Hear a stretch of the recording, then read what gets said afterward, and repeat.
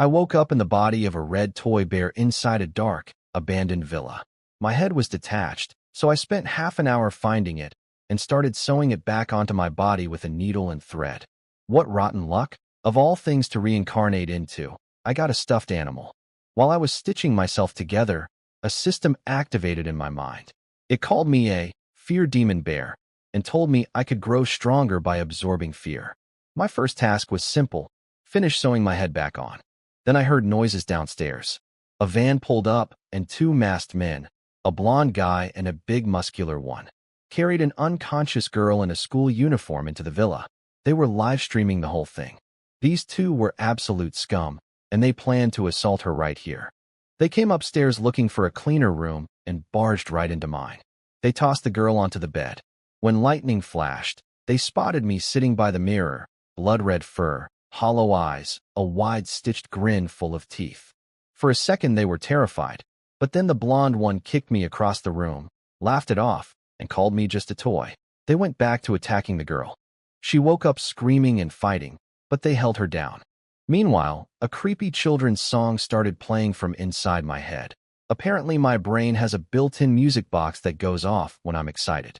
That spooked them for a moment, and my system collected 20 fear points from their fright. Then, quietly, my stitching hit 100%. The task was complete, and my rewards unlocked. Cursed eyes that can trigger fear in anyone who sees them, and a demon bear bloodline that lets me grow massive and burst into flames for 3 minutes. I slowly turned my head toward the blonde guy who kicked me. New fangs filled my grinning mouth. "You kicked me just now," I said. "Now it's my turn." Those two scumbags were still attacking the girl. She was crying and begging them to stop, offering money, but they just laughed and hit her.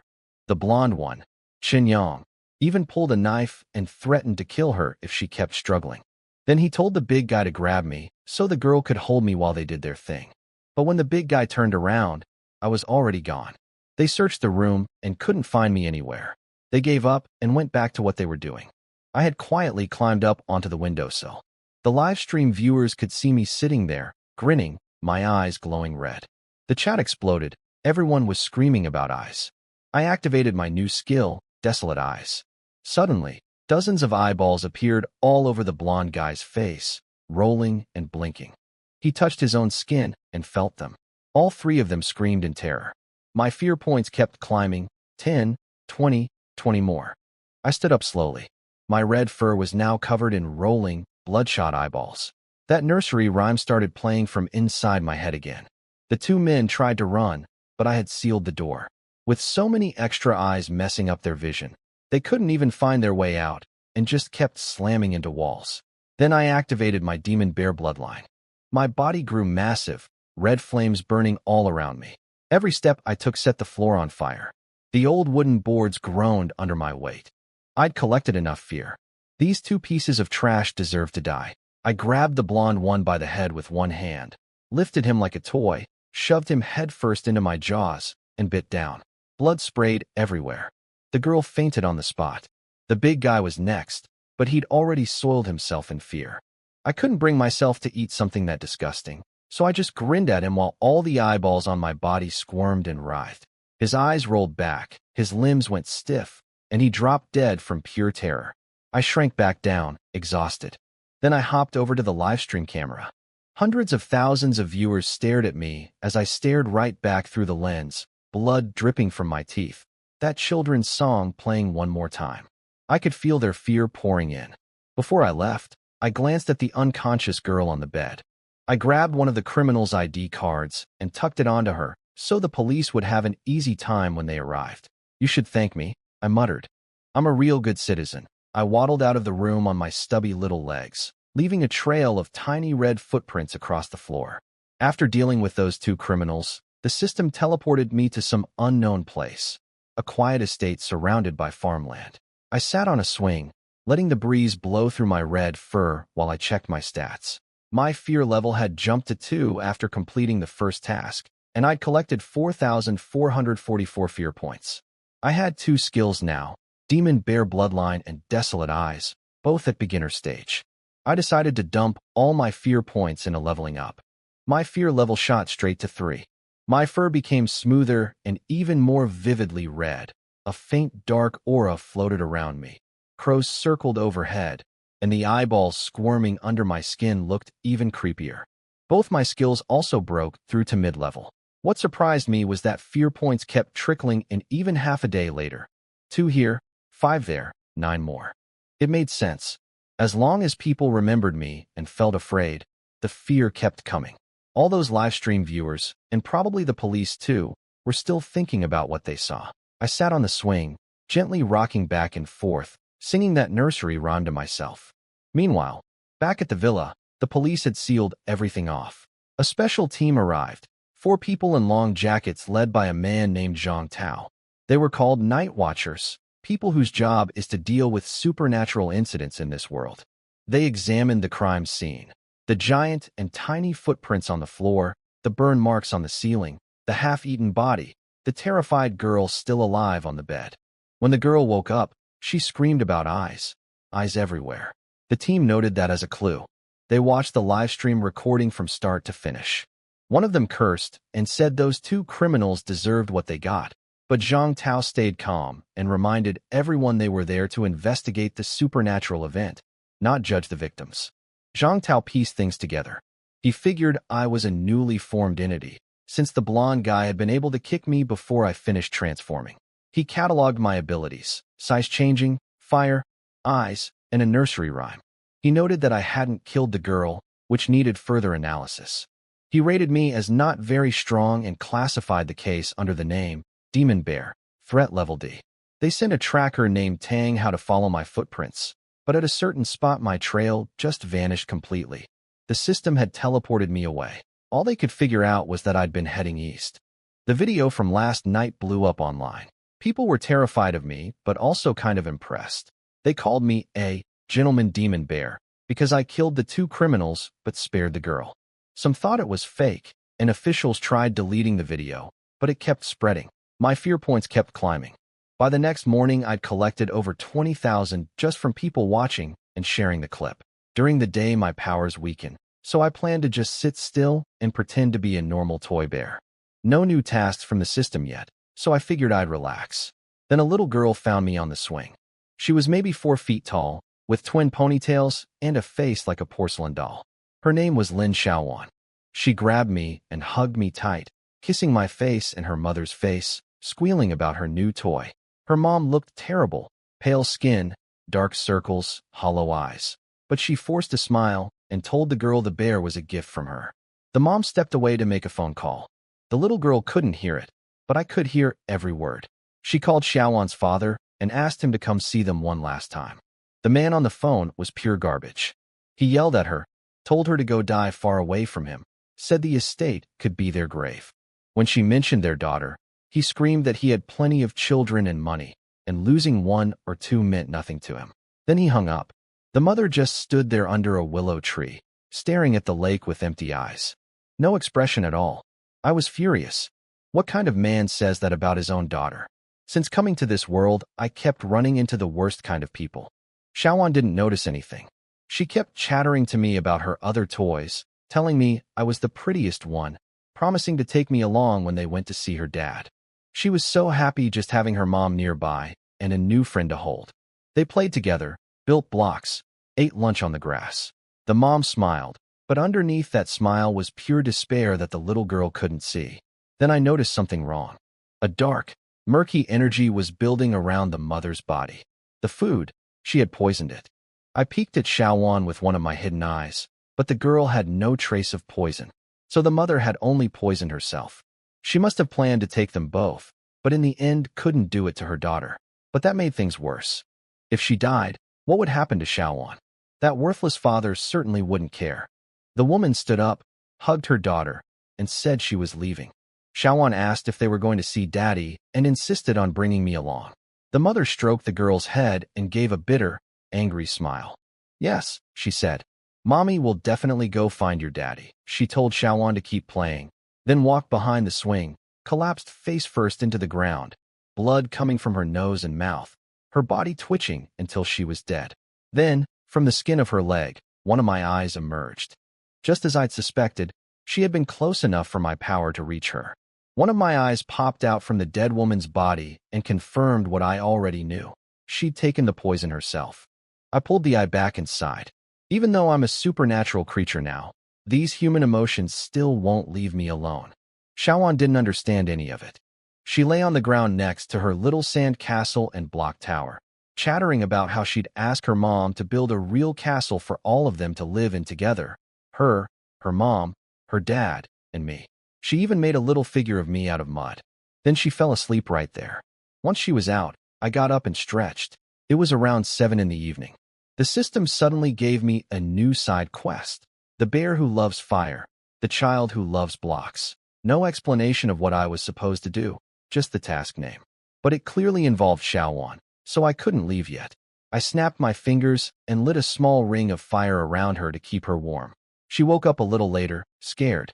It was dark now, and her mother hadn't come back. She called out into the darkness, but only her own echo answered. Crows circled above us. She hugged me tight, trembling, and whispered that she was afraid. At least my body was warm from the fire. Then I heard something. A cracking sound, like blocks snapping together. The dead woman's body was twisting and rising off the ground, her bones clicking and bending in unnatural ways. A black and white mist surrounded her. She had become a supernatural entity, an Eerie, born from her own hatred and resentment.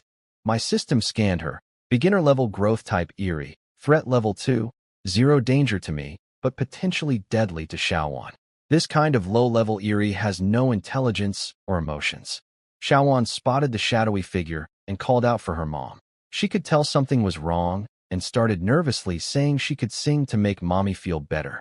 She began walking toward the figure, singing a lullaby. I grabbed her hand and pulled her back. She froze, looked down at me in shock. I couldn't speak in this form, but I stared into her eyes, and somehow she understood. At the same time, I played my nursery rhyme toward the woman thing as a warning. Come closer, and I'll destroy you. The Eerie froze the instant my song started. She could sense my power. Then the creature crouched down and did something unexpected. She drew a picture in the dirt, a woman, a child, and a little bear.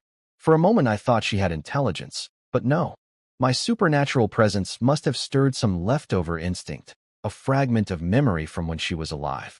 Then the Eerie turned and walked away into the darkness. Xiaowan saw the drawing and started begging me to take her to find her mom. She knew I wasn't an ordinary toy. She grabbed my hand and pleaded, desperate. I was quiet for a moment. Then, following the system's guidance, I took her small hand in mine, and together we walked off under the moonlight, me waddling on my stubby legs, her clinging tight, both of us heading after the ghost of her mother. Xiaowan and I left the estate together under the moonlight, a tiny girl holding hands with a toy bear, our shadows stretching across the dirt. Right after we left, the Night Watcher team arrived at the estate. Zhang Tao and his crew spent a whole day and night tracking me down. They found the scene, the poisoned food, the body imprint on the grass, the drawing in the dirt, and 2 sets of supernatural traces. Their analyst Su Qing figured out exactly what happened. A woman poisoned herself, turned into an Eerie after death, and left. The bear, me, had been there before the transformation and didn't hurt anyone. Instead, I took the child and followed the Eerie. Zhang Tao came up with 2 theories. Either the girl had some special power attracting supernatural beings, or I just happened to be there and chose to protect her. He leaned toward the second one, since I'd already spared an innocent girl at the villa. Either way, they now had 2 Eries to chase. They called the police to investigate the estate's owner and learned about Xiaowan's father, a rich man named Su Duo who treated Lin Qing and their daughter like garbage. Zhang Tao figured both the mother's ghost and I were heading towards Su Duo, so if they got to him first, they could intercept us. Meanwhile, Xiaowan and I had been walking for 2 hours through dark streets. She kept asking where her mom was. I couldn't answer. I can't talk in this form. But I kept hold of her hand and kept moving. Lin Qing's ghost was fast, hiding in shadows, her body folding and shifting in strange ways. Then 3 homeless men surrounded us in an alley. They were filthy, leering at Xiaowan, reaching for her. She pressed against me, terrified. My nursery rhyme started playing. Eyes erupted from my fur. 2 of the men collapsed on the spot. The third dropped to his knees and vomited up an eyeball, one of mine, grown inside his throat. I left them choking and writhing on the ground, covered in rolling eyes, and walked away with Xiaowan under the streetlights. She looked back at them, then at me. She wasn't scared of me at all. "Did you do that, little bear?" she asked. I nodded my big round head. To track Lin Qing better, I poured all 30,000 of my fear points into upgrading Desolate Eyes. It evolved into Night Crow Eyes. Now I could attach my eyes to any living creature and control them, with greater range and longer duration. I looked up at a crow flying overhead and took it over instantly. A blood-red eye split open on its forehead, and it became my aerial scout. Through the crow, I spotted Lin Qing immediately. Her body had become like folding blocks, twisting through the darkness. She'd already killed several people along the way. Her target was a villa in the city, Su Duo's place. That's where we headed. Su Duo was inside with women and a bodyguard, a long-haired man in black reading a book. When Lin Qing's ghost called Su Duo's phone, a horrible scratching sound came through the speaker, like glass scraping styrofoam. Then her voice. "I'm coming to find you. I told you I would." The long-haired bodyguard sensed Lin Qing's supernatural energy coming through the phone and smashed it on the ground. He rushed to warn his boss. Su Duo was in his bedroom doing disgusting things, and when told his ex-woman was coming, he just cursed and said to catch her so he could torture her. But when the bodyguard said she wasn't human anymore, she'd become an eerie, Su Duo finally got scared and grabbed onto him, begging for protection. Gunshots and screams erupted from downstairs. Lin Qing had arrived, twisting through the building like a creature made of folding blocks, turning everything she touched into pieces. She'd already killed the guards. Meanwhile, Zhang Tao and his Night Watcher team were racing toward the villa in their car. They'd seen the trail of bodies Lin Qing left behind and knew things were getting serious. They also noticed what I'd done to those homeless men. Zhang Tao ordered bounties sent out to city hunters and independent ghost controllers for backup. Xiaowan and I reached the villa's front gate. The security booth was silent. She smiled and asked if her mom was inside. I said nothing, just held her hand and walked in. When we passed the booth, I could already smell blood. A man jogging nearby saw Xiaowan and came over to help, thinking she was lost. When he crouched down, he noticed me, and I turned my head to stare at him. Every hair on his body stood up, and he scrambled away in terror. Xiaowan just tilted her head innocently and said, "Don't worry, uncle. The bear and I won't hurt you." He ran to the security booth for help, but inside he found the guards stacked on the floor in neat pieces, like building blocks. He fainted on the spot. We climbed the stairs. On the first floor, a woman in a bikini was crouched in a corner, shaking and crying. Xiaowan cheerfully asked if she'd seen her mommy. The woman just buried her face and sobbed.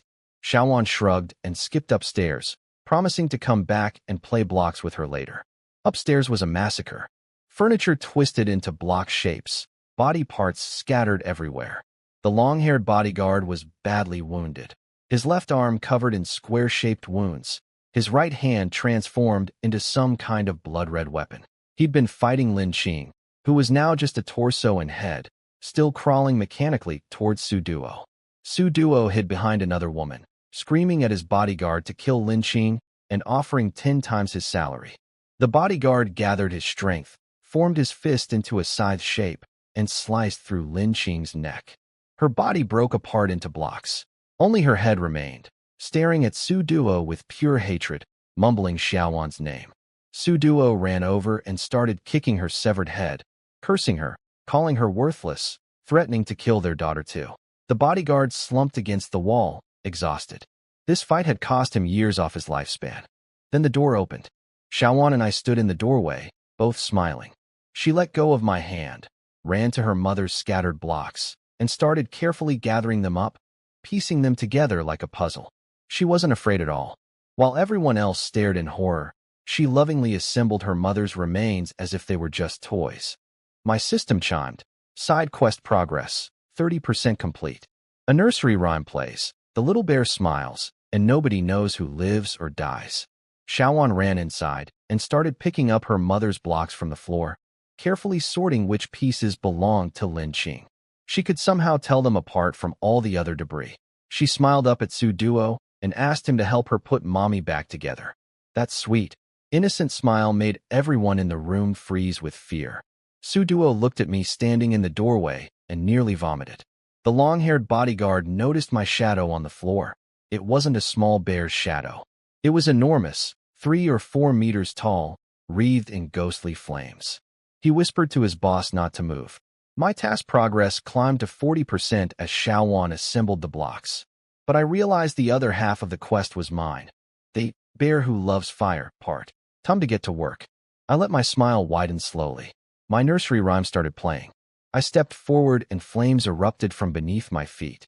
The long-haired bodyguard panicked. He grabbed a piece of Lin Qing's block body, hard as steel despite being flesh, and hurled it through the bulletproof window, then jumped out and ran.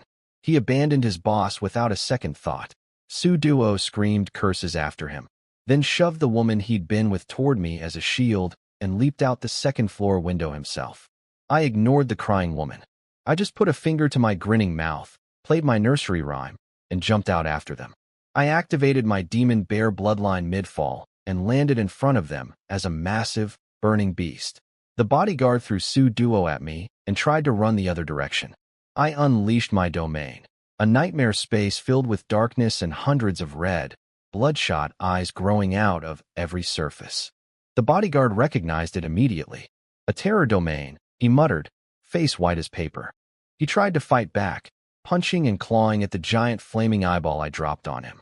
But he was already spent from fighting Lin Qing. Inside my domain, he was ripping apart eyes in a frenzy. But in the real world, he was tearing at himself, gouging out his own eyeballs, screaming about too many eyes.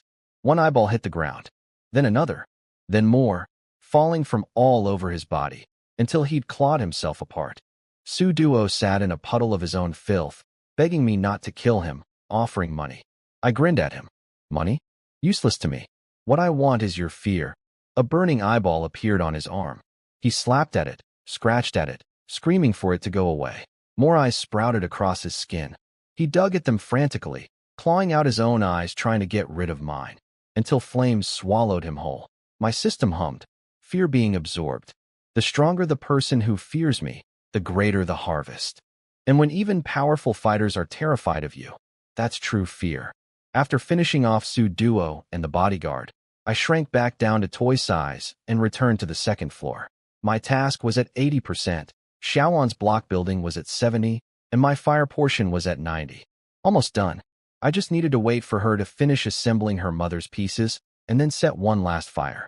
Xiaowan's mind had changed since her mother turned into an Eerie. She sat there calmly playing with the body blocks like a little demon child, completely unbothered. I leaned against the window nearby, quietly soaking up fear. The woman Su Duo had been with was still on the floor, shaking, too scared to even lift her head. Outside, 2 ghost controllers arrived, city hunters from a group called the Red High Heels Club. Their names were Li Su and Su Tao, both D-rank. They'd come because the long-haired bodyguard, whose real name was Huang Fei, had sent a distress signal before dying. They assumed he'd already killed one Eerie, so only one was left me. They figured 2 against 1 would be easy. Li Su controlled a ghost called the Third Hand, a tattoo on his stomach that could extend into an actual arm. Su Tao's ghost was a hanging rope that floated above his head. It could stretch endlessly, bind targets, and change shape, though it lacked killing power. They split up, Li Su through the front door, Su Tao through a window. They didn't notice my crow sitting in a nearby tree, the one with a blood-red eye in the middle of its forehead. I watched their every move from upstairs. Their strength was nothing special, just more fear points walking in. My task wasn't complete yet, so I had no reason to leave. I'd let them come to me. Li Su climbed through the block-covered stairway and reached the second floor. He saw Xiaowan sitting quietly, playing with something, and the trembling woman nearby. No sign of any Eerie. He reported to Su Tao through his earpiece that maybe the supernatural creature had already left. He walked closer and heard Xiaowan singing her lullaby. He interrupted her, saying he was here to rescue them. The woman jumped up and ran to him, sobbing. Xiaowan slowly turned her head and smiled. "Want to play blocks with me, big brother?" From his angle, Su Tao suddenly realized what the blocks actually were. Pieces of a body, being carefully assembled. He panicked and shouted a warning, then launched his hanging rope. It wrapped around Xiaowan's wrists and yanked her into the air. Her song stopped. My nursery rhyme started. The woman pointed at me and screamed. Li Su spun around. Where a cute little toy had been sitting a moment ago, there was now a rapidly growing bear engulfed in flames, eyes burning red, dozens of eyeballs rolling beneath my fur. I grabbed the rope with one hand and stood to my full height, furious. Let go of my girl. I was furious. My body swelled to 3 or 4 meters, flames roaring across my fur, eyes rolling under my skin. I grabbed Su Tao's hanging rope with one hand. The moment I touched it, my fire burned through it like acid. The rope loosened and Xiaowan dropped out.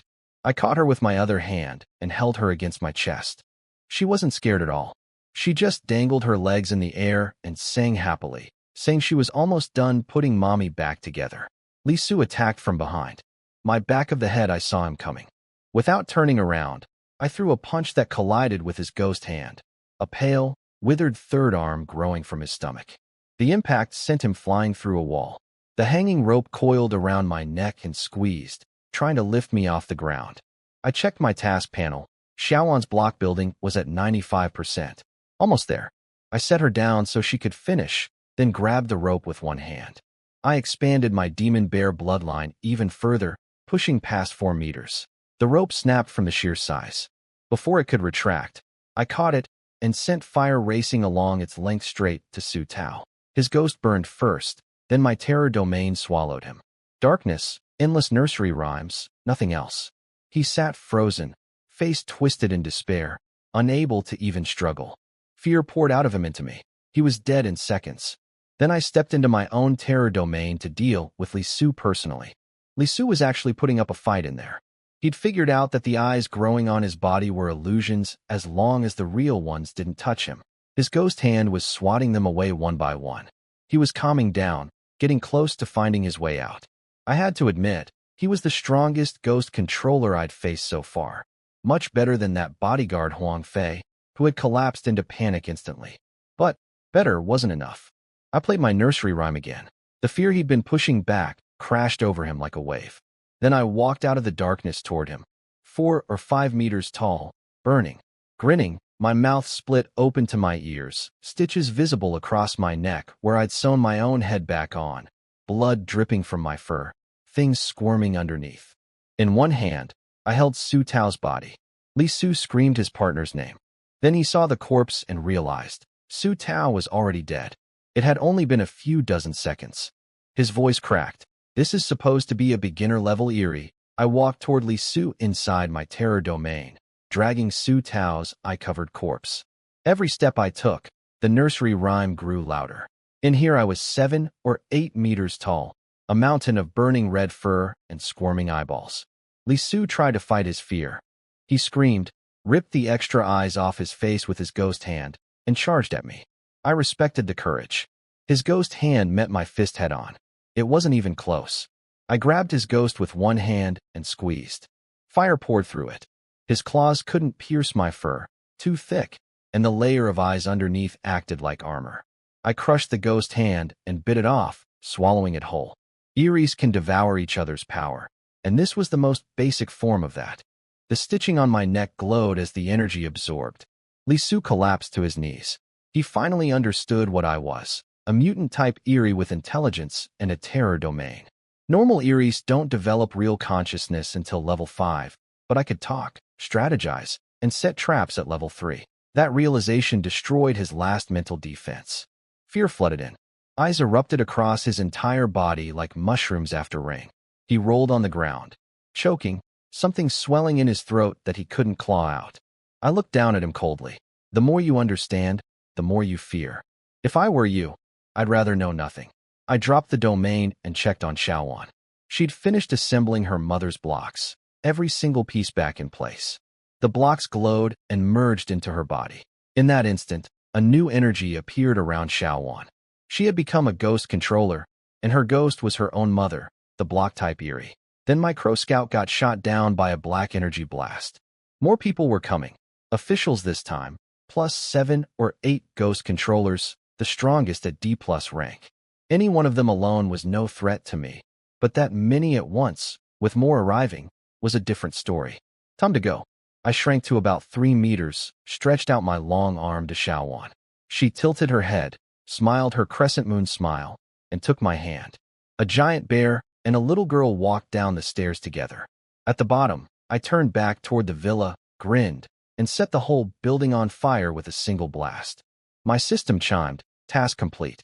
The bear who loves fire, the child who loves blocks, finished. Rewards, 20,000 fear points, 1 skill point, and 1 skill draw. After the task was done, I grabbed Xiaowan's hand and headed out through the back of the burning villa. My crows were dead, but I took over some sparrows and other birds with night crow eyes. Any living creature works. I had a small flock circling overhead as scouts. One of my sparrows spotted a dark figure moving fast through the shadows, followed by a ghost controller. They weren't heading to the villa. They were coming straight for us. Through my bird's eye, I could tell it was a tracking-type ghost, very quick. It was Tang Hao, the tracker from Zhang Tao's Night Watcher squad, along with another team member. He found me and started reporting into his earpiece, describing my size, the fire, the eyes, Xiaowan's strange condition. His captain radioed back with a warning.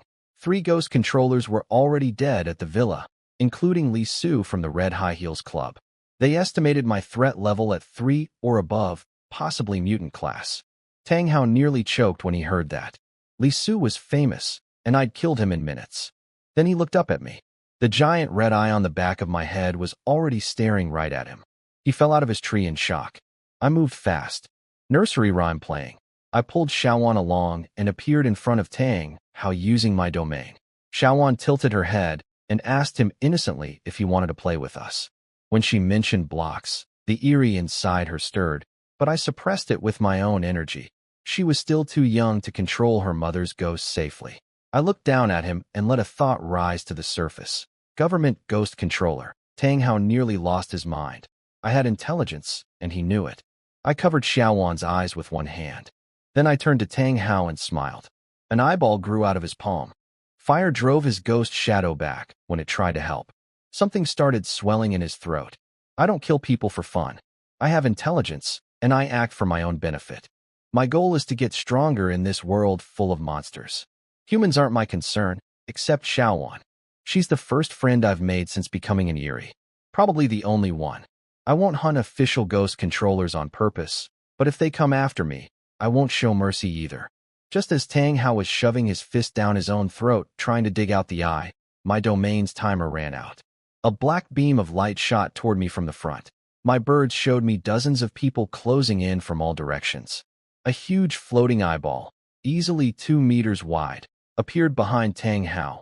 It dissolved all my night crow eyes from his body and pulled the eye out of his throat. This was Zhao Li, a D-rank ghost controller whose ghost was a giant ghost eye. The ghost eye tried to pin me in place. Bad idea. Red eyeballs started growing all over its surface, dozens, then hundreds, covering every inch. Xiaowan and I hummed the nursery rhyme together as we walked away. Behind us, the ghost eye exploded. Zhao Li dropped to his knees, blood streaming from both eyes.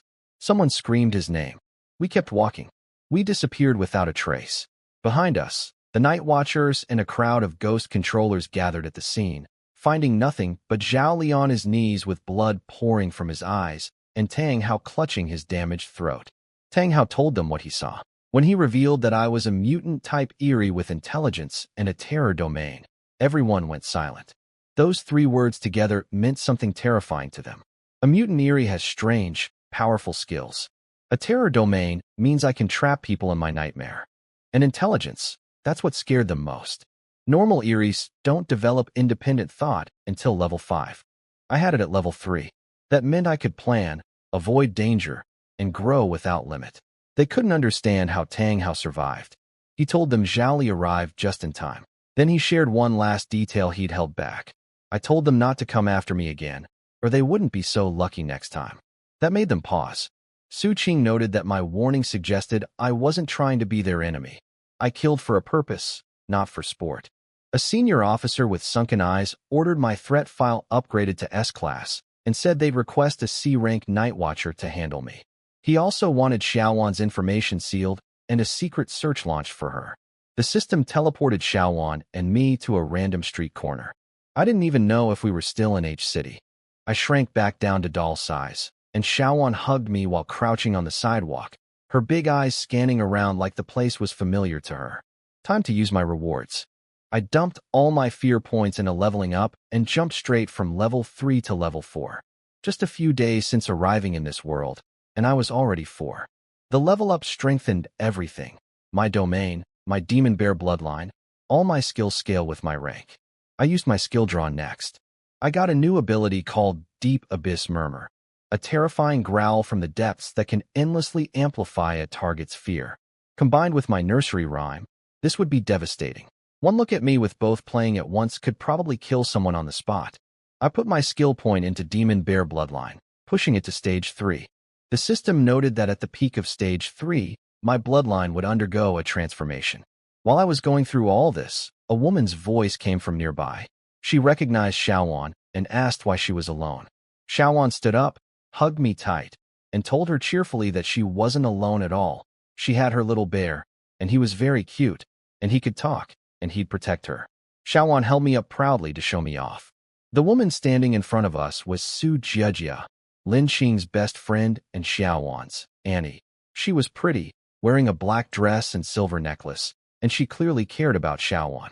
She tried calling Lin Xing but got no answer, sighed, and figured her friend had gone chasing after Su Duo again.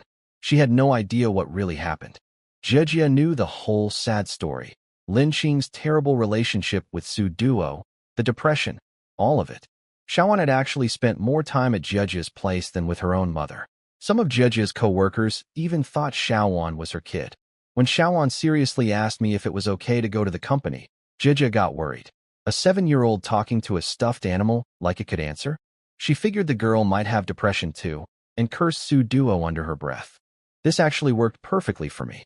The system hadn't given me a new task yet, and the fastest way to collect fear points was through the internet. Jiejia was a live streamer. That meant cameras and audiences. We went to her streaming company, a big commercial building with 5 or 6 floors. Xiaowan sat on a couch behind Jiejia's setup, eating fried chicken and holding me. Once the stream started, the viewers loved us. They thought Xiaowan was adorable, like a porcelain doll, and I was a cute toy. Someone laughed when Xiaowan tried to feed me chicken, saying bears can't eat because they're not alive. Some viewers thought they recognized me from somewhere. Jiejia told the chat that the poor girl probably had depression and imagined the bear was real. She planned to take Xiaowan to a doctor later. About an hour in, around 8 at night, the power went out. The whole floor went dark. Jiejia switched to her backup phone and kept streaming on mobile data. She told Xiaowan not to be scared. Xiaowan just sat there smiling, completely calm, looking exactly like me. Same expression, same stillness. That actually creeped Jiejia out for a second before she shook it off. A worker came by and explained the situation. Jiejia had about 10 minutes left on her streaming quota, so she kept broadcasting while leading us toward the stairs to leave. The building was mostly empty. The stairwell was dark except for green emergency lights, and a cold breeze made goosebumps rise on Jiejia's arms. She asked Xiaowan if she was scared. Xiaowan shook her head and said, "The bear says don't worry, he's here." Jiejia glanced at me nervously. My frozen smile looked a bit too creepy in the dark. She told herself I was just a toy. Then she missed a step in her high heels and tumbled down the stairs. Her phone clattered away, screen barely glowing. The chat went crazy asking if she was okay. The camera landed facing us.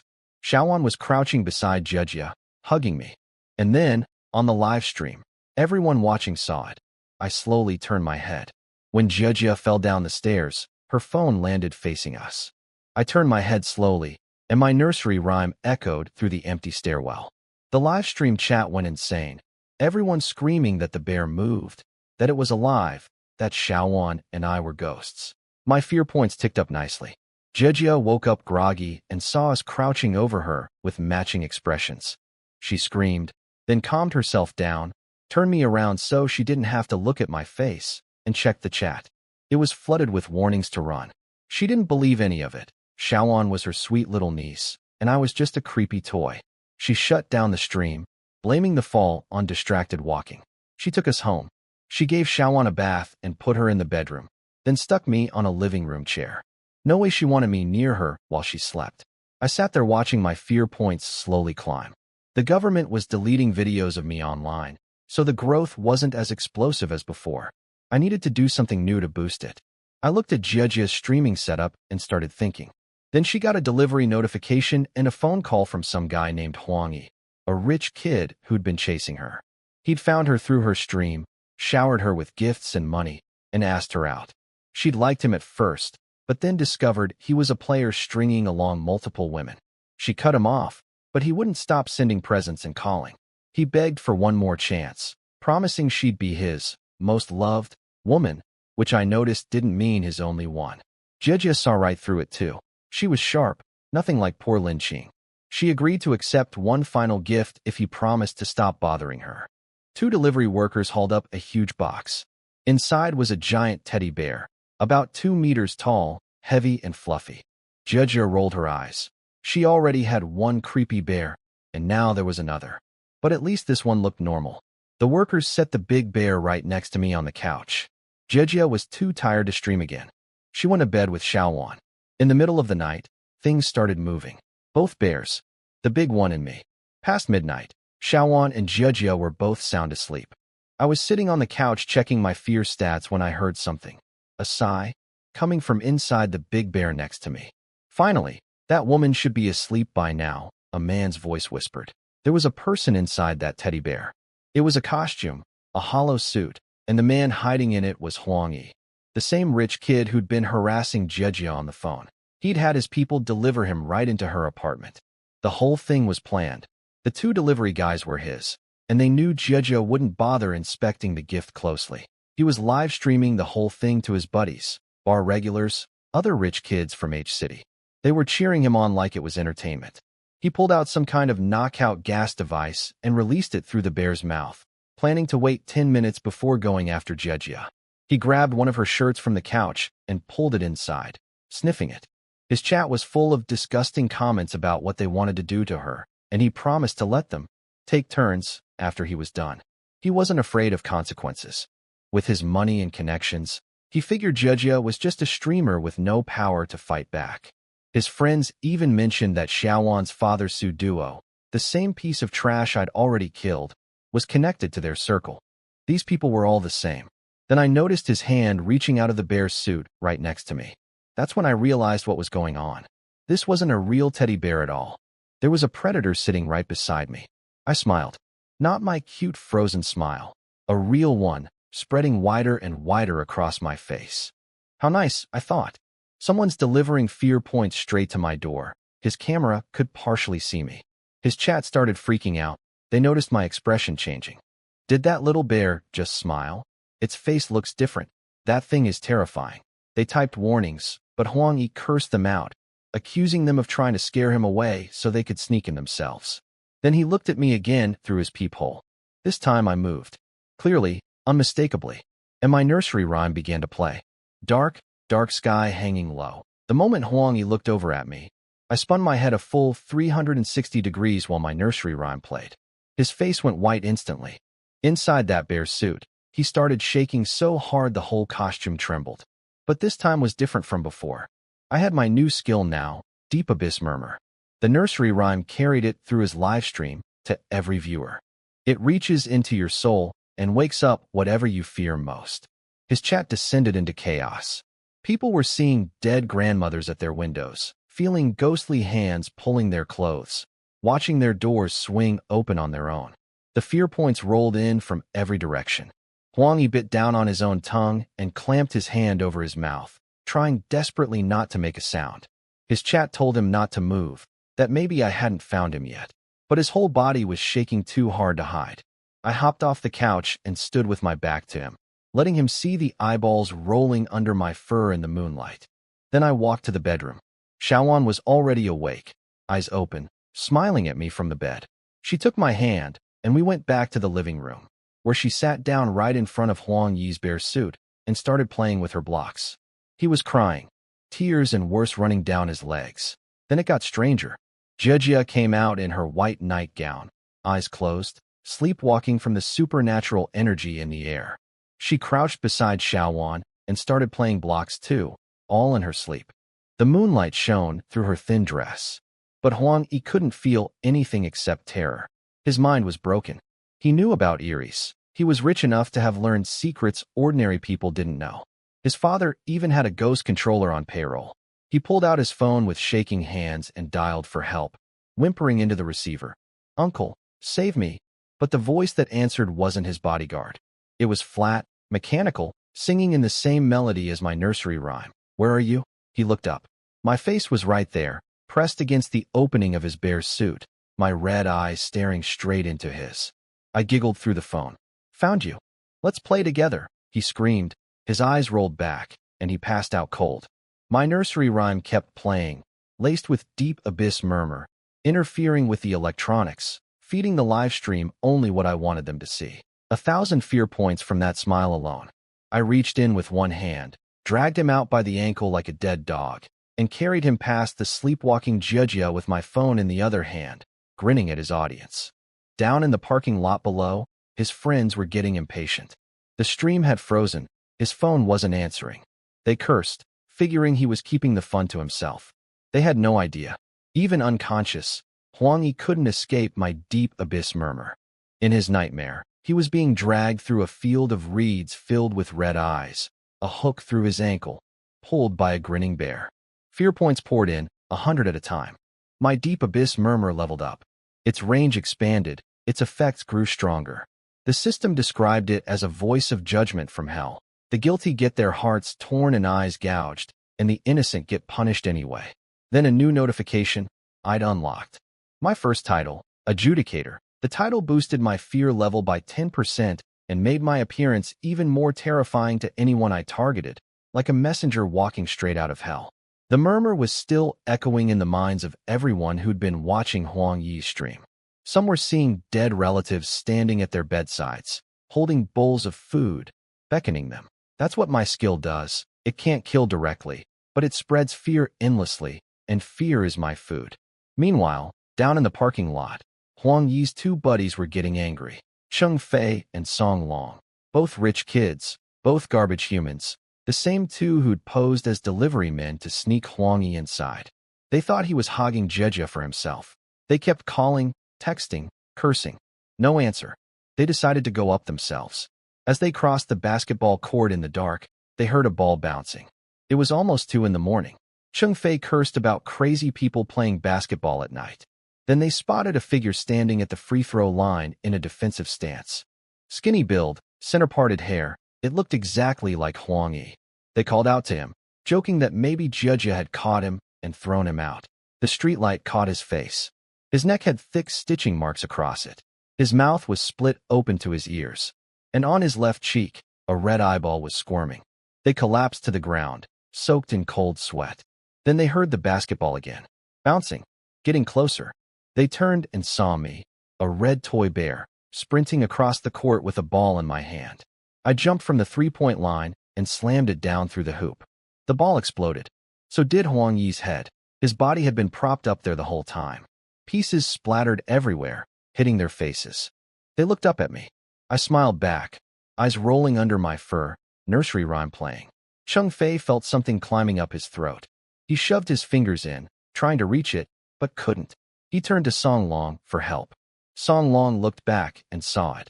An eyeball sitting in the back of Cheng Fei's throat, staring out at him. When you stare into the abyss, it stares right back. Cheng Fei choked on the eyeball in his throat while crawling towards Song Long for help. Song Long saw the eye staring out from Cheng Fei's mouth and wet himself on the spot. I walked over, chains rattling, and smiled.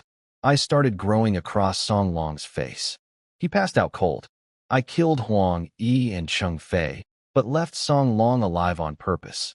Not from kindness, but because a living witness spreads fear better than a dead one. I absorbed their fear and checked my stats. 32,000 fear points, level 4, 3 skills all progressing nicely, and my new title, Adjudicator. No new tasks yet, so I wouldn't go hunting ghost controllers deliberately. Fighting the official Night Watchers head-on was too risky at my current level. Their organization had been around for hundreds of years, and who knew how many powerful members they had. Better to grow quietly and scare ordinary people in the meantime. I went back upstairs. Xiaowan and the sleepwalking Jejia were still playing blocks, with Lin Qing's ghost hovering dormant inside Xiaowan. I wouldn't hurt Jejia. She was good to Xiaowan, and that mattered. The girls went back to bed together. In her sleep, Jejia had a nightmare. She dreamed of Xiaowan playing blocks, a cute little bear, and Huangyi tearing out his own eyes and handing them to her. She wandered through darkness, guided by a nursery rhyme, until she found Xiaowan and me, holding hands, smiling at her. We sang together.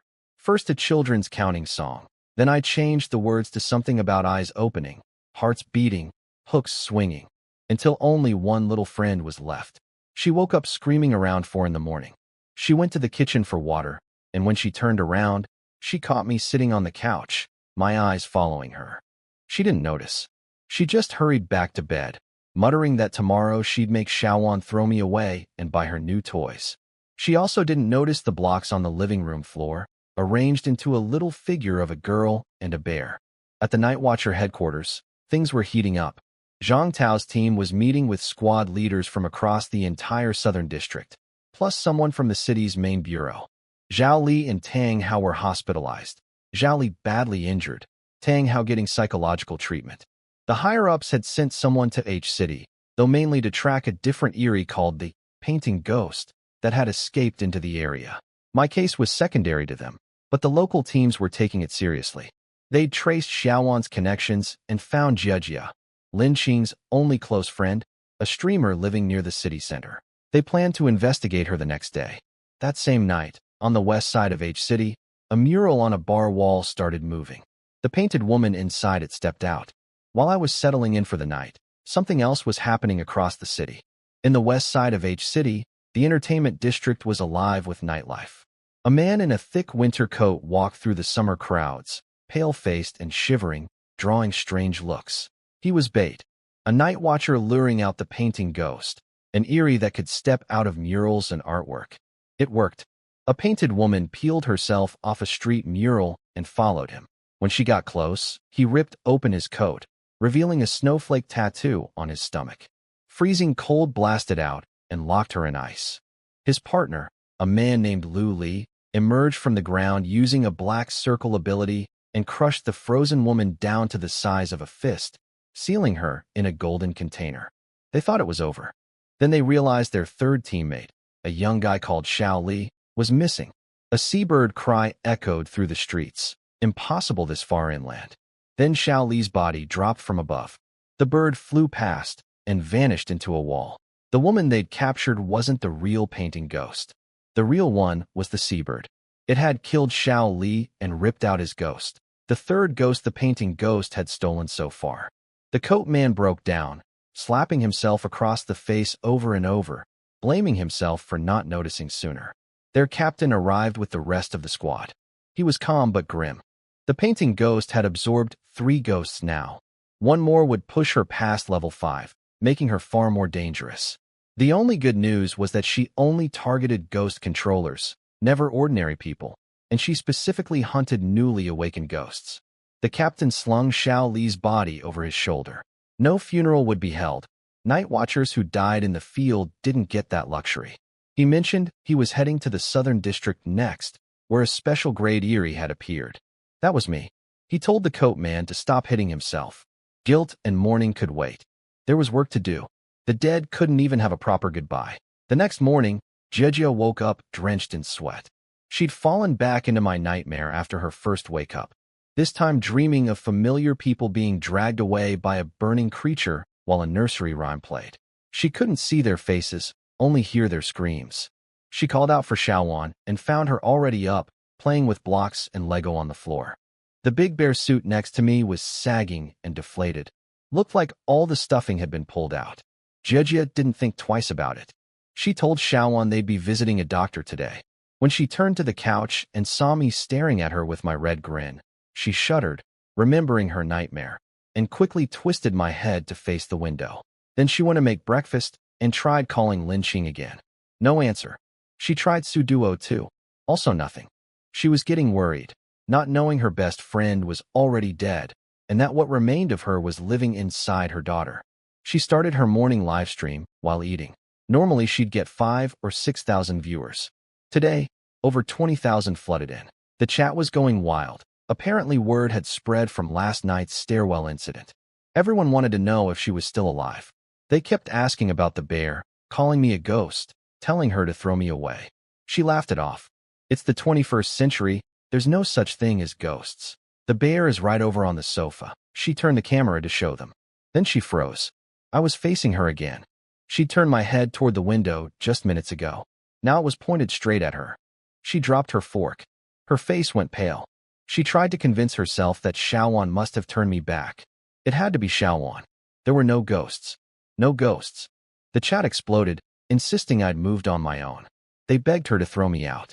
When Jejia tried, Xiaowan threw a fit, clinging to me, shouting that I protected her, sang to her, fought for her. She refused to let go. Jejia backed down. She told Xiaowan she wouldn't throw me away, but Xiaowan had to promise to see a doctor. Xiaowan turned to me seriously and asked, "Little bear, is that okay?" I sat there with my blank stare and frozen grin. Then my nursery rhyme started playing out of nowhere. Everyone watching jumped. Xiaowan smiled. The bear says yes. He says Auntie is a good person who'll protect Xiaowan, just like he does. The chat lost its mind, half terrified, half addicted, all wanting to know if I was really a ghost or if the little girl was one too. Jejia took Xiaowan and me downstairs, planning to visit a doctor about the girl's mental state. She'd even secretly pointed her phone at me before changing clothes, wanting to catch me moving. Nothing happened, and she felt stupid for trying. On the way out, her friend Xiao Yi called in a panic. Yi had heard from mutual friends that Huang Yi had hidden inside the Big Bear costume to assault Jejia in her sleep. Jejia went cold. She insisted nothing happened. The Big Bear was still sitting in her living room, and she hadn't noticed anything all night. She had no idea I'd already dragged him out and killed him. Yi told her to bring friends when she went home, just to be safe. Jejia decided to move apartments within the next day or two. Then we walked into a crowd near the basketball court. Police were there with yellow tape up. Jejia pushed through to get a look, live streaming the whole time. She saw 3 bodies. One man with no head. His skull had been smashed open. Another sitting upright with his own fist jammed down his throat, frozen in terror. And the third, Song Long, alive but broken, hugging his knees, rocking back and forth, endlessly singing a song with a big smile on his face. Jejia recognized all 3 of them. Song Long and Chung Fei were regulars in her stream, always hanging around with Huang Yi. The headless body in the fancy clothes with sports car keys on his belt, that was Huang Yi himself. She covered her mouth, shaking.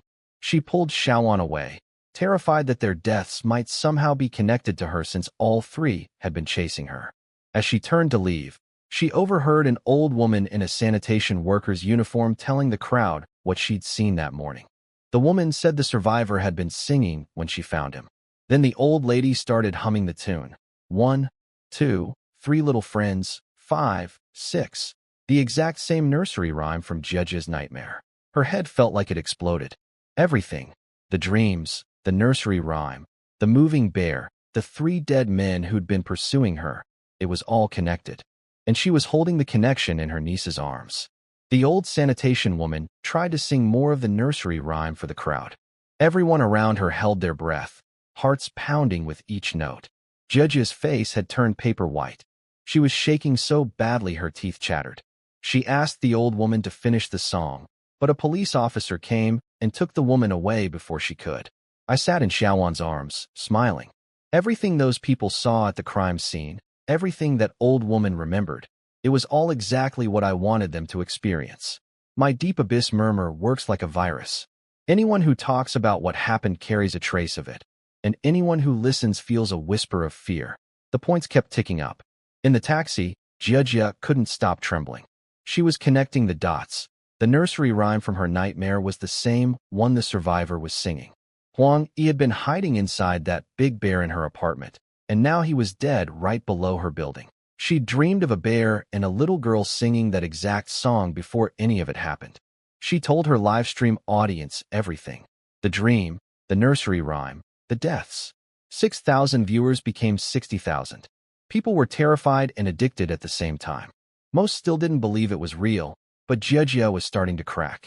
Too many coincidences in just one day. I was thrilled. She was spreading my fear to tens of thousands of people for free. My fear points climbed steadily. That afternoon, she took Xiaowan to the hospital to see a psychologist she knew, a woman doctor around 30, with round glasses and a beauty mark. Lin Qing had originally introduced them. The doctor greeted Xiaowan warmly, crouching down to say hello. Then Xiaowan said something that froze the room. "Auntie, the little bear says there's a child sitting on the pretty doctor's neck. Can I sing a song for them?" Before anyone could react, she started humming. Stars in the sky are crying. Roses on the ground are wilting. I could see what Xiaowan was talking about. My eyes can detect things normal people can't.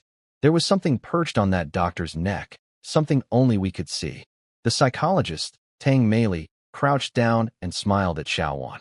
She knew the girl through Lin Qing and had always liked her. But Xiaowan's first words threw her off. She said I told her there was a child sitting on the doctor's shoulder, and she wanted to sing it away. She wasn't wrong. I could see something clinging to the doctor's neck. When Xiaowan sang her lullaby, whatever it was disappeared. I ate it. The doctor even noticed her neck felt better afterward, though she didn't understand why. Tang Meili tried to connect with Xiaowan, asking if she could be friends with me. Xiaowan's face tightened instantly. "No. If you become friends with the bear, you'll die." That alarmed both women. A 7-year-old talking casually about death wasn't normal. Tang Meili got serious. She asked Jejia to lock the door, then lit a cigarette by the window and listened to everything. Jejia's nightmares, the nursery rhyme, how Xiaowan appeared with me out of nowhere. Jejia left out the part about Huang Yi's death.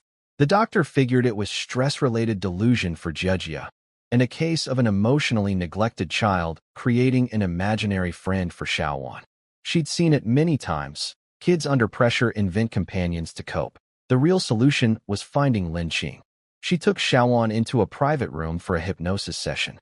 Xiaowan cooperated, drinking the water, lying back in the rocking chair, slowly relaxing. Under hypnosis, Tang Meili asked where I came from. Xiaowan smiled and said I wasn't a gift from her mother. I showed up on my own the first day they came back to the estate. I wanted to be her friend, and she was happy because I was her first friend outside of her mom and her aunt. And she was my only friend.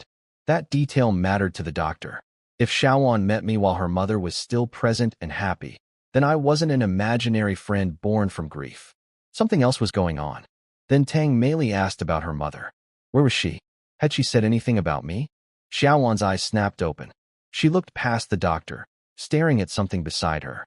Mommy is right here. Under hypnosis, Xiaowan saw the swing, the cake, her mother, and me.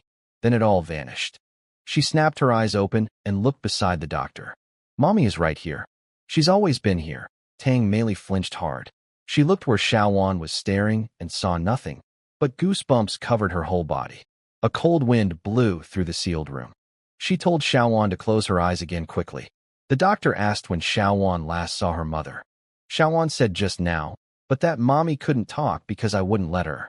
When asked why, Xiaowan explained calmly that I said if mommy spoke, everyone in the room would die. I was protecting them. She was right. Lin Qing's ghost was inside Xiaowan as her bound Eerie, but the girl was only 7 and had no idea how to control it. Without me suppressing it, Lin Qing's ghost would break free and kill Xiaowan through backlash. This doctor had no clue how close to death she was sitting. Tang Meili kept pushing, trying to find a way to separate me from Xiaowan's mind. She thought I was a psychological construct. She asked the critical question. If mommy wanted to throw the bear away, who would Xiaowan choose? The room went dead silent.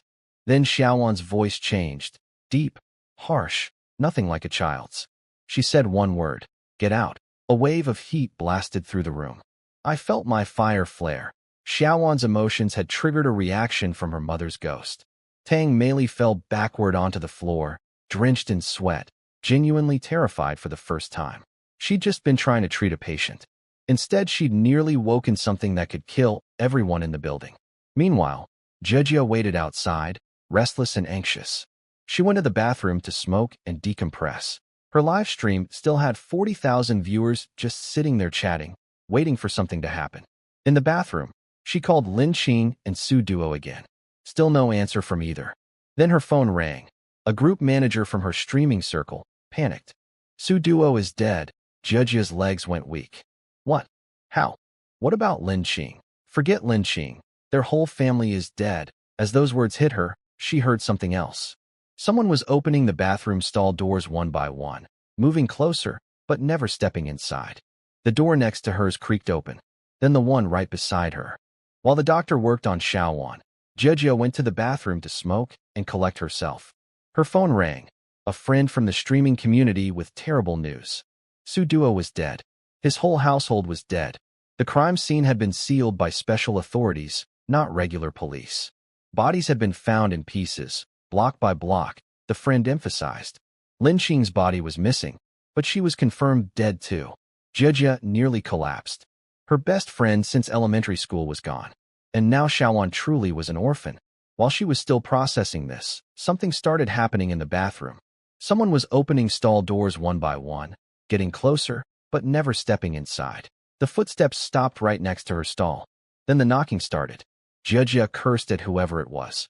But her friend on the phone said something that froze her blood. Why are there so many children's voices on your end? They're knocking and asking you to open the door. Jejia couldn't hear any children. Her friend could. The phone signal died with a burst of static. The knocking grew more violent. Jejia braced herself against the door, screaming for help, but nobody in the hospital corridor came. Then the knocking stopped. Silence. Then a breathing sound, something inhaling right outside her stall. She crouched down to peek under the door gap. All she saw was gray-white. No color at all. Nothing. She didn't realize the world outside her stall had changed. A drop of water fell on her from above. She looked up. A blurry face hung over the top of the stall door, smiling down at her. The water had dripped from its mouth. She screamed and collapsed to the floor, burying her head between her knees, sobbing. The door swung open from outside. She was shaking like a lamb, whimpering about ghosts. "Auntie," that clean, gentle voice. Xiaowan stood in the doorway holding me, head tilted, looking at the trembling woman on the floor. Jejia saw her niece and burst into tears, lunging forward to hold her tight, crying uncontrollably. Her mental walls had finally shattered completely. Xiaowan stroked her hair softly. "Don't cry, Auntie. Xiaowan is here. I'll sing you a song so you won't be scared anymore." As Jejia clung to the girl, she noticed something strange. The floor tiles outside the stall had a red children's sticker on them. Red. But when she'd peeked under the door moments ago, everything had been gray-white, completely colorless. Something had been controlling what she could see. And it wasn't me. Jejia rushed out of the bathroom, clinging to Xiaowan. She glanced back at where the face had been, just a chunk of peeled wall paint. The sticker on the floor was red again, not gray-white like before. She couldn't make sense of it. I could, though. What happened was simple. When Jejia peeked under the door, she wasn't looking through her own eyes anymore. She was looking through the ghost's eyes. Ghosts see in black and white, no color at all. The gray-white world she saw was the ghost's vision. She was staring at the ghost, and the ghost was staring right back at her through the gap. She just didn't realize it. My presence had disrupted Jejia's spiritual field, making her a magnet for the weak ghosts floating around the hospital. Not proper Eries, just faint spirits too weak to hurt anyone. I ate them all. Free snacks, decent fear points. Hospitals really are haunted playgrounds. I considered having Xiaowan explain the whole thing to Jejia just to harvest more terror, but decided against it. I didn't want to push her too hard yet. Tonight would bring more opportunities, and I didn't want to spoil my appetite. Back in the doctor's office, both women sat down looking shattered. Jejia lit a cigarette with trembling hands. Tang Meili was clutching a water cup, equally shaky. They looked at each other and asked, "What happened to you?" at the exact same time. Then they both spoke again simultaneously. Jejia said, "Her mother is dead," Tang Meili said. "She just told me her mother is right here beside her." The room went cold. They stared at each other, then slowly turned to look at Xiaowan. The little girl was sitting on the sofa, petting me with one hand and waving the other in the air as if playing with someone invisible, humming her favorite song about never leaving. Tang Meili's professional conclusion was that Xiaowan had developed split personalities, the bear as one identity, her mother as another, triggered by witnessing her mother's death and years of neglect from her father. A psychological breakdown, nothing supernatural. Jejia didn't argue, but she couldn't forget what she'd seen in the bathroom. They agreed to spend the night together at Tang Meili's place because Jejia was too scared to be alone. Then Jejia's phone rang. The police. They wanted her to come in immediately to answer questions about Huang Yi, Cheng Fei, and Song Long. The net was tightening around us from every direction, night watchers, police, and now the painting ghost lurking somewhere in the city. Things were about to get very interesting. In the taxi to the police station, Jejia finally asked Xiaowan directly. Did she know her mother was dead? Xiaowan didn't really answer, but kept insisting Mommy was right there with them. She even pointed to the empty passenger seat and said her mom was sitting there. The driver's hands shook on the wheel. Then the radio turned on by itself, playing Xiaowan's favorite lullaby. Xiaowan happily sang along. The driver switched stations. Another nursery rhyme. Switched again. More nursery rhymes. Every channel. He killed the radio entirely, pale and sweating. That was me having a little fun. I can interfere with electronics when I want to. The driver cut the 30-minute trip down to 15, practically throwing us out at the police station. After we left, he reached for the radio again out of habit. The nursery rhyme started up once more, but this time with my deeper voice layered underneath. He looked at the passenger seat and saw it. A block-shaped woman and a red-eyed toy bear covered in eyeballs, grinning at him. He screamed, stomped the gas, and slammed straight into the back of a police car. Perfect. Taxi drivers talk to every passenger all day long. They're the best rumor spreaders in any city. He'd tell this story 100 times, and each retelling would feed me fear points. Free advertising. At the station, Jejia met with Officer Lee. He was stern. They'd pulled her building's security footage and saw Huang Yi leaving her apartment around 2 in the morning. The officer wanted to know why she hadn't come forward on her own. Jejia swore she had no idea Huang Yi was ever inside her home. She was terrified. Xiaowan grabbed her hand and told her not to worry. She and the bear were right there. Then Officer Lee showed her the surveillance video. At about 2 a.m., her front door opened. Huang Yi walked out alone, bouncing on his feet like he was in a great mood. Halfway down the hall, he stopped, turned to face the camera, put a finger to his lips, and smiled. Then he spoke directly into the lens. Have you seen my little bear? That was me, of course. I'd been controlling his body like a puppet, using it to plant one more seed of terror. A creepy clip that would eventually leak and spread, as these things always do. At the police station, Officer Lee showed Jejia the security footage. There I was, puppeting Huang Yi's body, making him skip out of her apartment at 2 in the morning, singing nursery rhymes, then stopping to grin at the camera and ask, have you seen my little bear? Then the footage showed all 3 of them at the basketball court, holding hands, dancing, and singing together. Eventually, Cheng Fei and Song Long picked up a rock and smashed Huang Yi's skull while chanting the counting song. After that, Cheng Fei shoved his fist down his own throat and died. Song Long just sat there singing, completely insane. The police concluded they'd overdosed on drugs and hallucinated. Nothing to do with Jejia. They ran a urine test on her and started closing the case. But then Huang Yi's father showed up, a rich, powerful man named Huang Lei. He marched in with bodyguards and got right in Jejia's face. He blamed her for his son's death simply because Huang Yi had been chasing her. He told her it didn't matter whether she was involved. His son left her apartment and died, and he'd be coming for her. Before leaving, he sneered that since his son couldn't have her, he'd take her himself. Jejia was shaking with anger and exhaustion. Everything was piling up, the deaths, the threats, her missing best friend, and now this powerful man targeting her. She was just a small-time streamer. None of this should have been her problem. She passed Song Long's holding room on the way out. He spotted her and jumped up excitedly, swaying his arms like he was rocking something invisible, singing the counting rhyme with that permanent smile. He had no idea where he was or what had happened. She hurried out. Meanwhile, in the morgue, Huang Lei watched the leaked live-stream footage from his son's final night. He saw me come alive on camera, press a finger to my lips, and whisper, "Found you." He recognized it immediately, a supernatural entity. He ordered his people to hunt me down and kill me.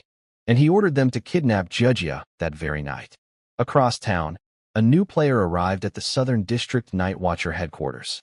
A C-rank Night Watcher called Iron Horse, carrying a dead teammate's body over his shoulder. He'd come down from the Upper District, the same squad that had been chasing the painting ghost. At the Night Watcher headquarters, the C-rank squad leader Lu Liangbing arrived carrying his dead teammate's body. He dropped it on the floor, asked someone to cremate it, and save the ashes for the family, then bummed a cigarette and sat in silence until it burned out.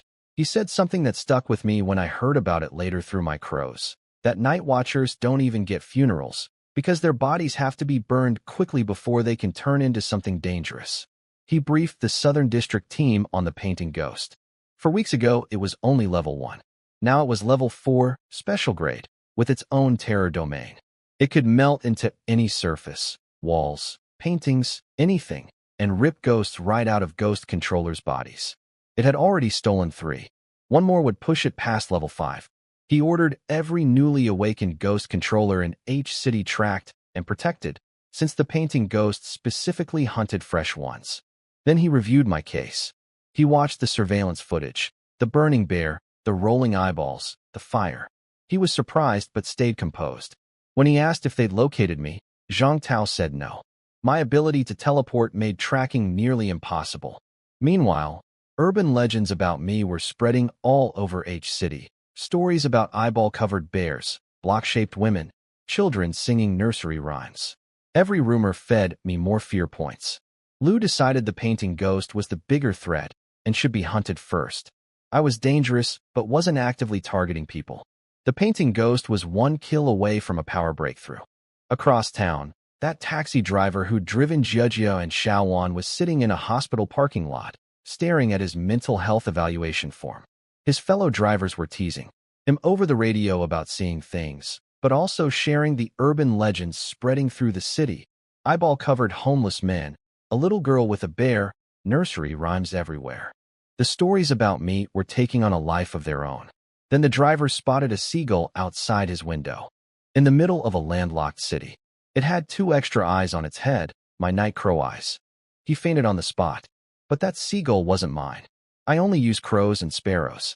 That bird belonged to the painting ghost. She was here, at the same hospital, and she'd found one of my marked creatures. The painting ghost and I were about to cross paths. While we were out, the painting ghost made its move. That seagull, the one with extra eyes that scared the taxi driver unconscious, wasn't mine. It was the painting ghost in disguise. It flew into the hospital, shifted into a shapeless black mass on the desk in Tang Mei's treatment room. The same room where Xiaowan had been examined that morning. It was sniffing out traces of supernatural energy, and it found something. Then it melted into the wall and vanished. It had picked up our trail. The 3 of us, Jia, Xiaowan, and me, met up with Tang Mei after her shift and took a taxi to her place. The driver wouldn't stop talking about urban legends. His friend Old Wang had apparently fainted after seeing a seagull with extra eyes at the hospital.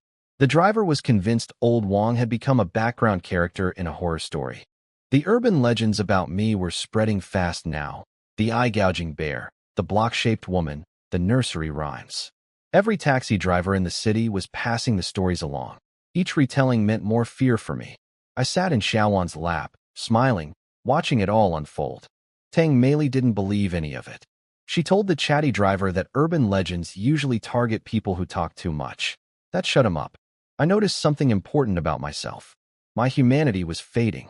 The things I cared about had shrunk down to just me, Xiaowan, and maybe Jia. Everyone else was either a source of fear points or irrelevant. In this world, you're either a hunter or you're hunted. I intended to become the strongest hunter there is. Then my system finally activated a new task. It was an adjudicator mission, different from regular ones. The description was poetic and vague. Hellfire, crying from the abyss, night owls as companions, crows becoming stars, hunters becoming slaughterhouse meat. The objective, judge. Quantity, 0 to 5. When night falls, the fire bear and the girl will encounter something from the deep darkness. I wasn't entirely sure what it meant yet. Kill 5 targets? But something told me it wasn't that simple. Whatever was coming tonight, it would be big. I had plenty of fear points saved up. After this mission, I might break through to level 5. But first, I wanted to push my demon bear bloodline to the peak of stage 3. The system had promised something would change when it hit that threshold. Jia started her evening live stream while walking. Her chat exploded with people asking if she was still alive. They'd apparently been told she died in the bathroom. Tang Mei appeared on camera and joked that she'd rather believe Jia's brain was broken than believe in ghosts. Night was coming, and with it, my mission.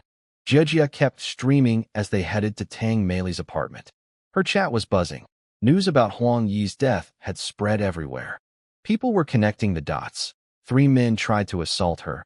Then all 3 died the same night in bizarre ways. Some called it karma. Others whispered about ghosts. Jia shut it down, and said the police had already closed the case. Tang Mei's place was a nice 3-bedroom in a gated community.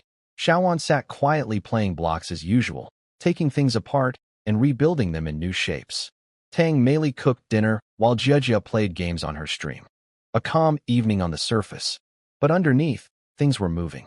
Huang Lei went to a pool hall that served as a front for the White Rope Club, another underground organization like the Red High Heels Club, run by rich people and ghost controllers together. They provided protection, ghost hunters for hire, and various illegal services. Huang Lei told the club manager he wanted 2 ghost controllers to kill a supernatural creature, me. He already had 1 bodyguard ghost controller, but needed 2 more. The price, 100 million yuan. Plus the club would keep whatever remained of my body after I was killed, since even a dead Irie's remains carried supernatural energy worth tens of millions. Huang Lei didn't flinch. He paid with a single swipe of his card. He wanted revenge for his son, and he wanted Jia brought to him that same night. His exact words were that since his son couldn't have her, he'd take her himself. After Huang Lei left, the club manager, a cold, feminine-looking man, licked his lips.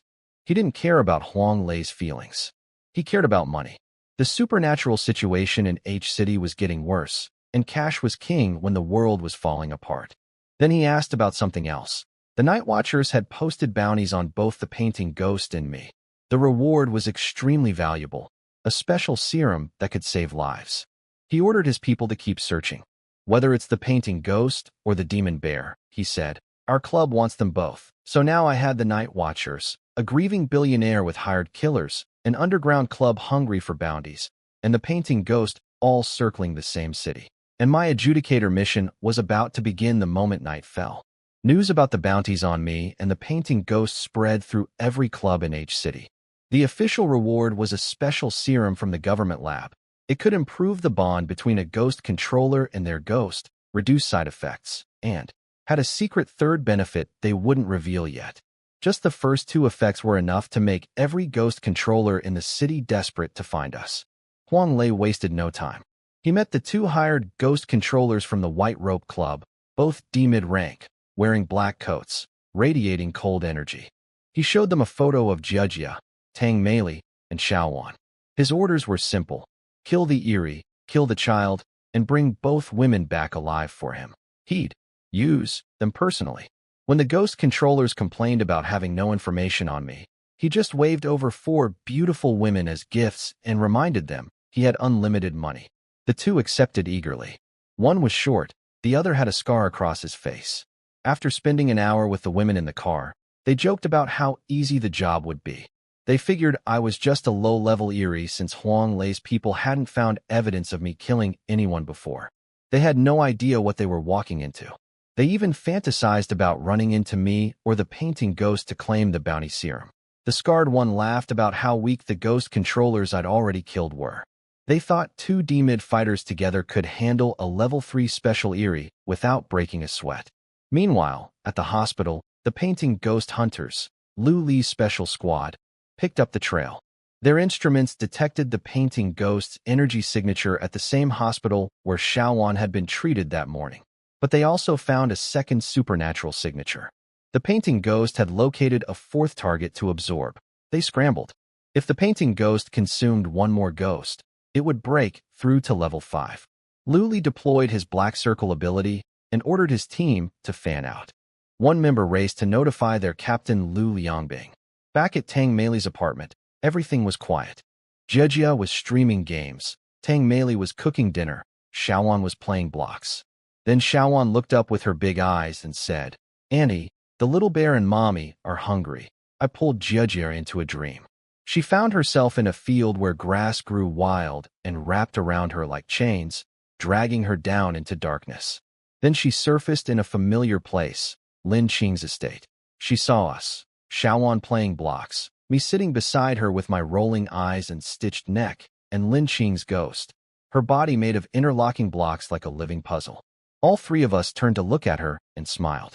The dream shook her hard. She felt the heat, the suffocation, the helplessness of sinking into quicksand. Then she fell through the ground and jolted awake, drenched in sweat. But she wasn't safe. Xiaowan was standing right beside the bed in the dark, holding me, staring at her. Auntie, the bear and Mommy are hungry. Judge's eyes went blank. Whatever was left of her willpower crumbled. She got up and followed Xiaowan into the living room like a sleepwalker. They sat down together and started playing blocks on the floor. Tang Meili slept through all of it. I needed Jejio out here, awake and vulnerable, because my night crow eyes had already spotted trouble coming. 5 men had entered the building. The 2 in front were ghost controllers from the White Rope Club, Scarface and Shorty, both D mid-rank. Behind them walked 3 large thugs, ordinary muscle sent by Huang Lei. Their mission: kill the Eerie, kill Xiaowan, kidnap Jejia and Tang Meili. The 2 ghost controllers planned to hang back and let the thugs flush me out first. They had no real information about me. Huang Lei's people had told them I was low-level and hadn't killed anyone before. They were walking in blind. They rode the elevator up to the 11th floor. Inside the elevator, an advertisement poster on the wall rippled slightly. A pair of eyes watched them from within the paper. That wasn't me. The painting ghost was here too. It had followed our trail from the hospital to this apartment. There was a seagull outside earlier. It had already scouted the location. In the living room, Tang Meili's bedroom door swung open. She stared in disbelief at Jejia and Xiaowan sitting on the floor in the dark, playing blocks in the middle of the night. Jejia didn't respond. She was still in a trance. Xiaowan just turned her head and smiled.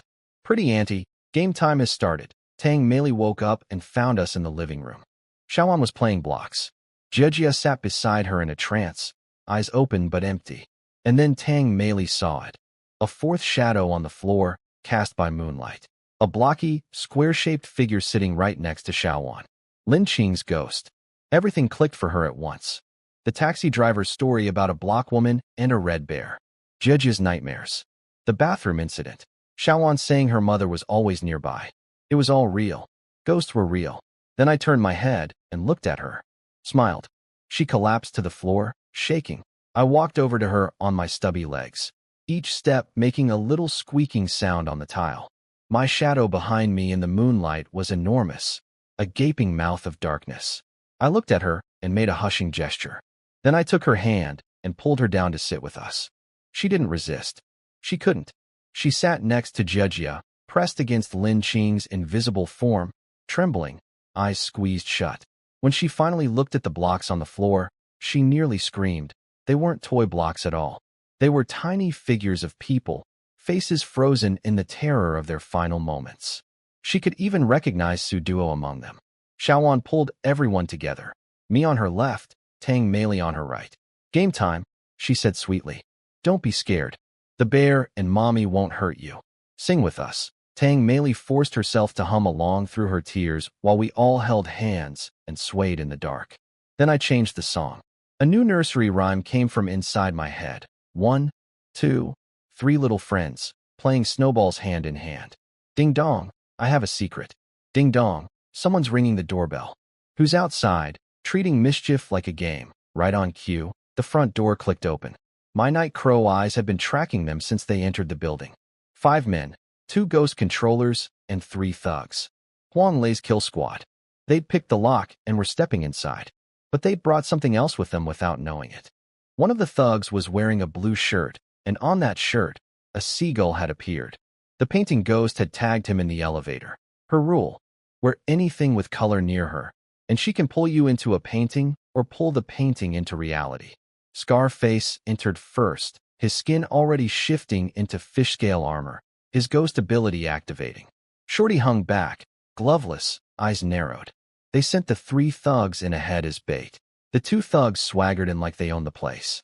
They saw us sitting in a circle on the floor, holding hands, singing. One of them laughed and said he'd come play with us. He took 2 steps forward and heard a crunch under his shoe. He looked down. An eyeball. He looked up. Xiaowan tilted her head and grinned at him. You smell like you're already burning, she giggled. Ha ha ha. Click, click, click. The 2 thugs walked right up to us like idiots. One reached for Jejia, Huang Lei's prize. But the moment his hand got close, cracks split open across his skin. Eyeballs pushed through the gaps, one after another, until his entire arm was covered in them. He screamed and started clawing at himself. His partner watched in horror as fire engulfed them both. Not real fire that anyone else could see, but fire that burned in their minds, courtesy of my deep abyss murmur. They tore at their own flesh, ripping out eyeballs, shrieking about being burned alive. Tang Meili saw the eyes clearly, but not the flames, proof that my illusions were layered, hitting different people at different depths.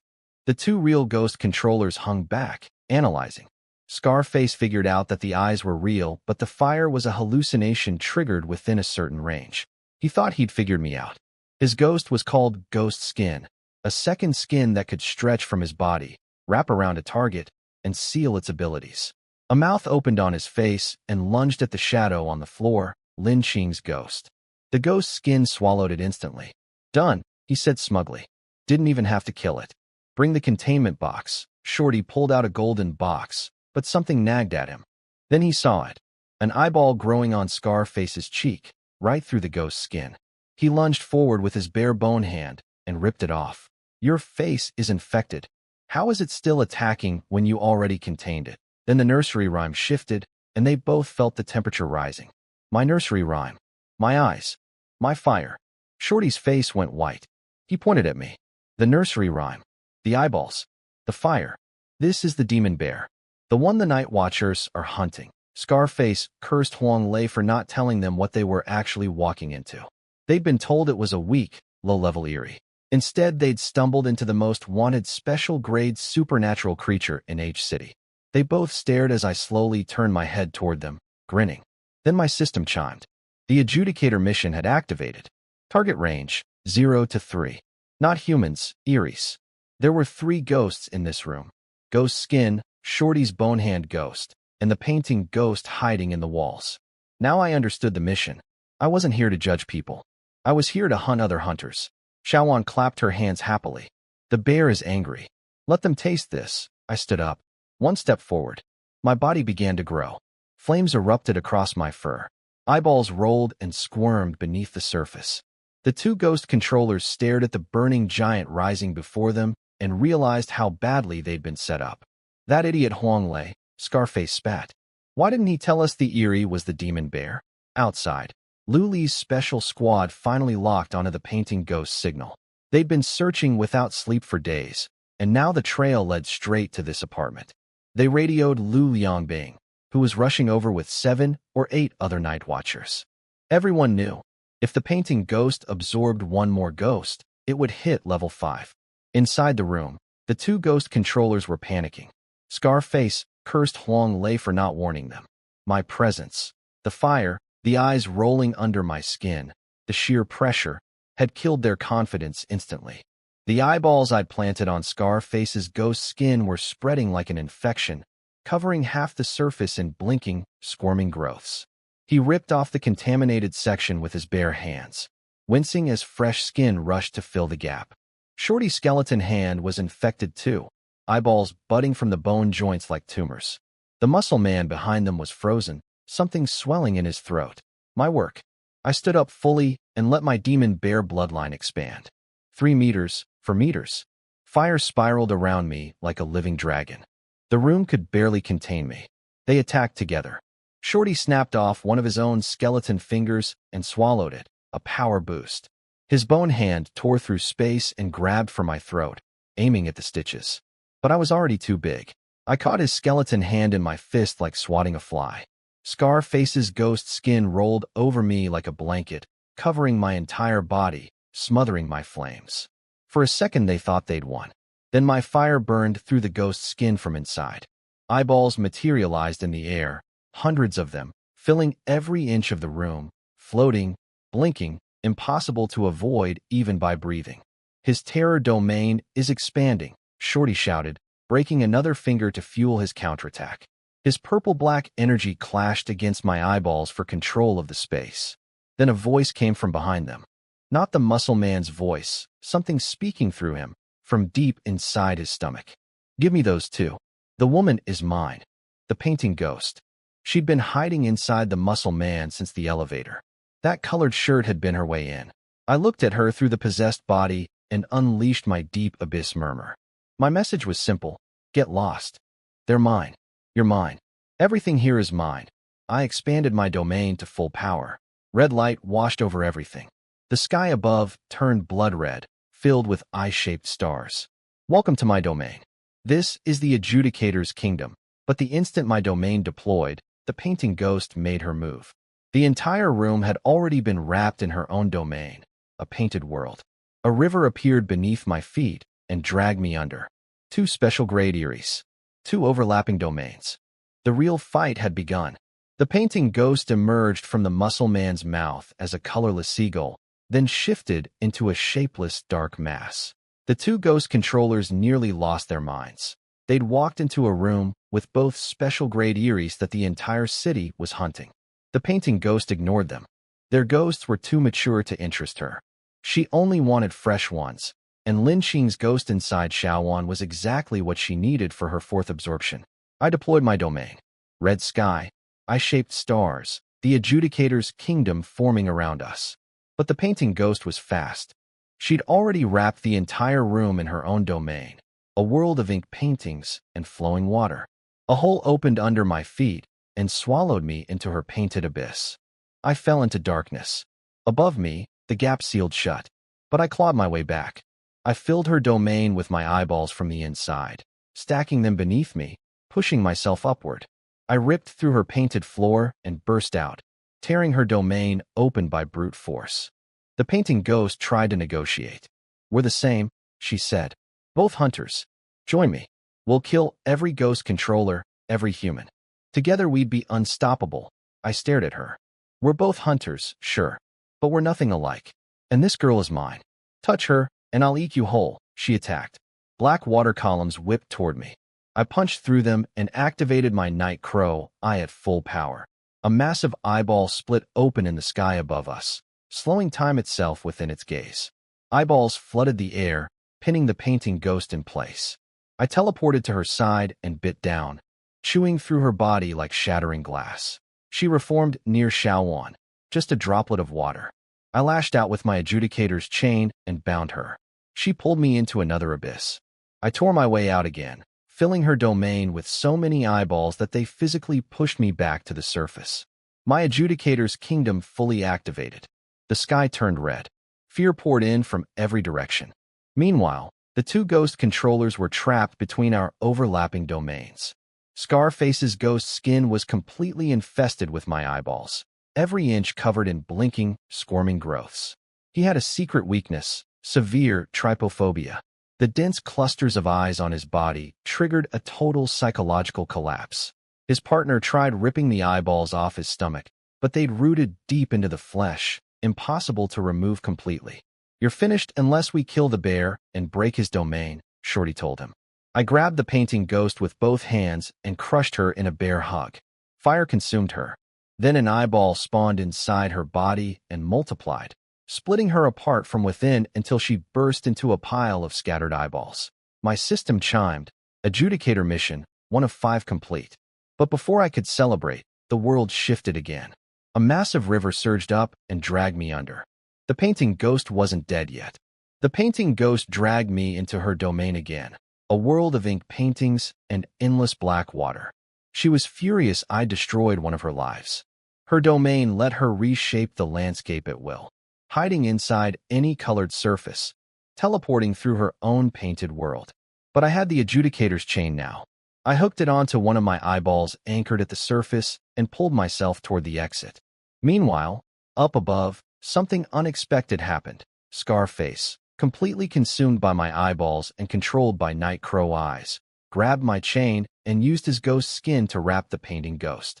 He hauled me out of the abyss. The moment I emerged, I punched through the ghost skin cocoon with a flaming fist, shattering both the ghost skin and the painting ghost inside it. She reformed as liquid on the ground. I wasn't giving her another chance. I activated my full, desolate eyes, flooding her painted landscape with eyeballs, filling every river, mountain, and cloud until there was no space left for her to hide. Then I deployed my tidal ability for the first time, the Adjudicator's kingdom. Fire erupted into buildings. Not human architecture, but hellish structures from some nightmare afterlife. Flames danced with faces. The nursery rhyme echoed across an entire burning city. This was my kingdom, a city of the dead, forbidden ground for the living. The painting ghost was terrified. Even without emotions, her instincts screamed. What is this?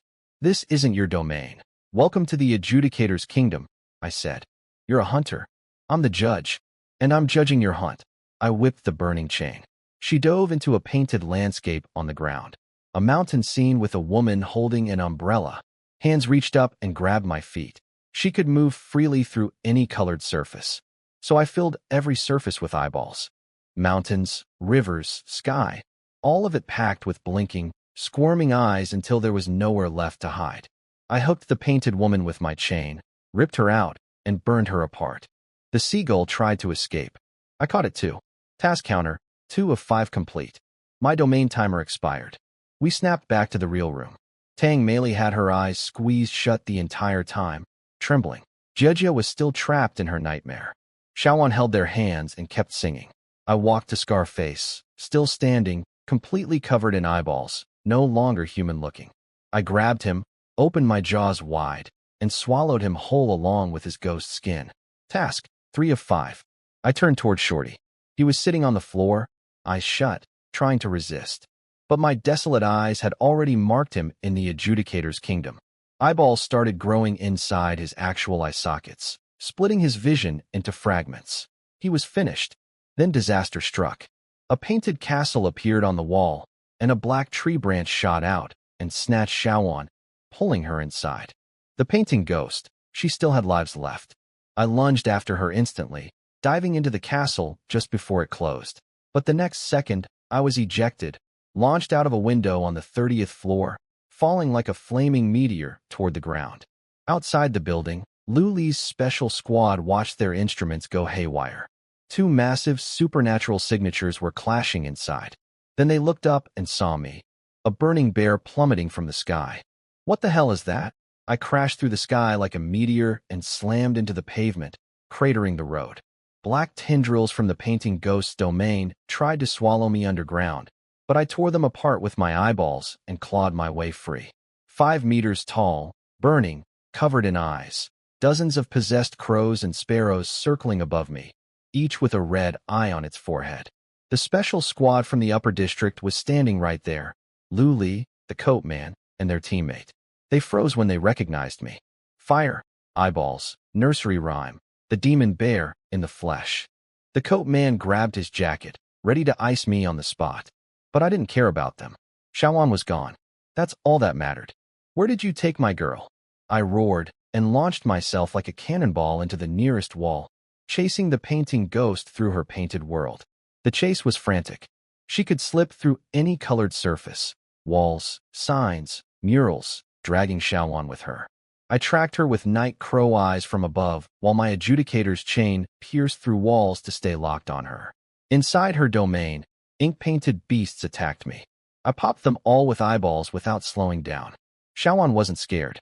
She sat curled up wherever the painting ghost carried her, calm as always. She looked behind her and smiled. Have you seen my little bear? Then she started singing our nursery rhyme, guiding me like a beacon through the painted maze. I heard her voice and erupted with fire.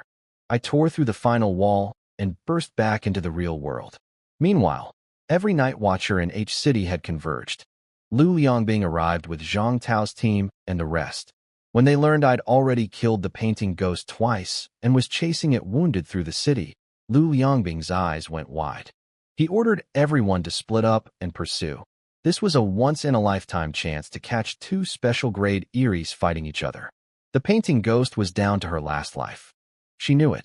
She set Xiaowan on the ground and reached for her with black branch-like claws, desperate to absorb Lin Qing's ghost before I caught up. Lin Qing's spirit trembled inside Xiaowan, trying to break free to protect her daughter, but unable to. The claws closed in on Xiaowan's body. Then, a bell. A sudden, unexpected ringing sound cut through the darkness. I tore my way back in. My hands ripped the painting ghost's domain apart like wet paper, and I stepped through the gap. The adjudicator's kingdom ignited around me for the 3rd time. Red sky, fire palaces, burning stars, the nursery rhyme echoing across everything. The painting ghost was cornered.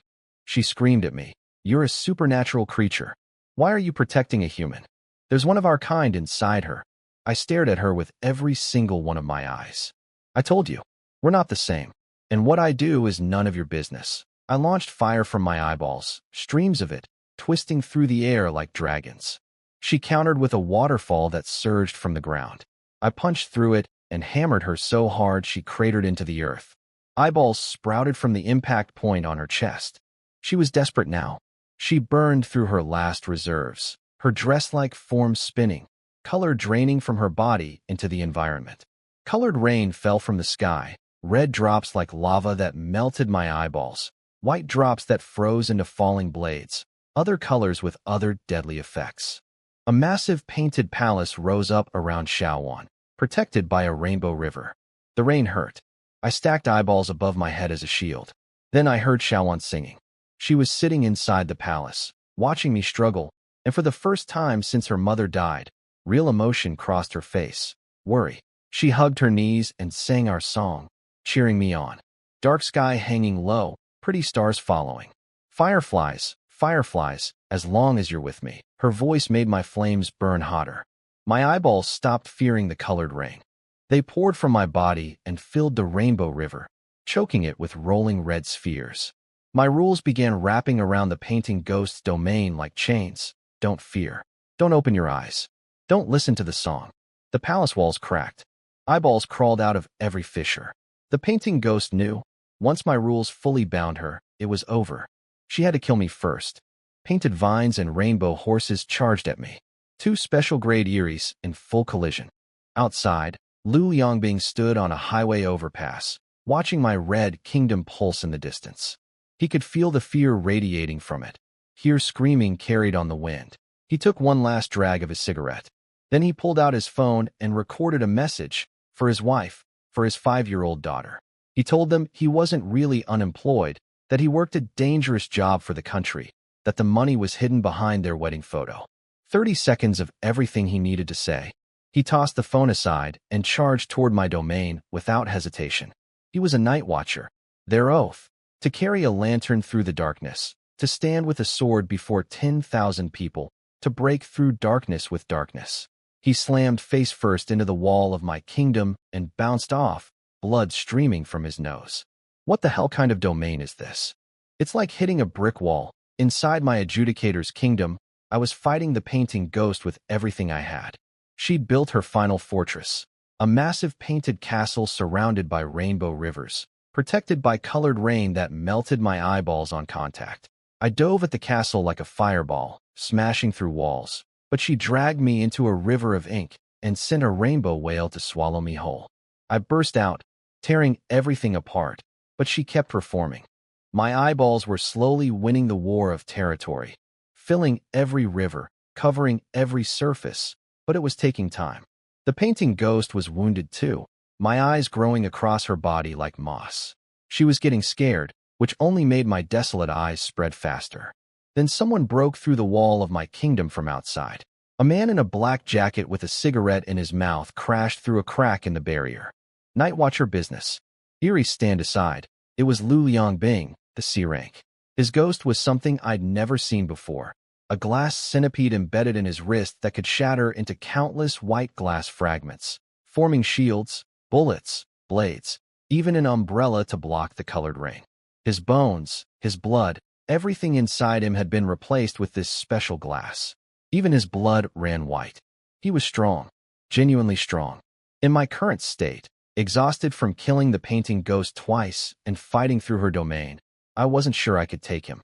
And the painting ghost was still watching.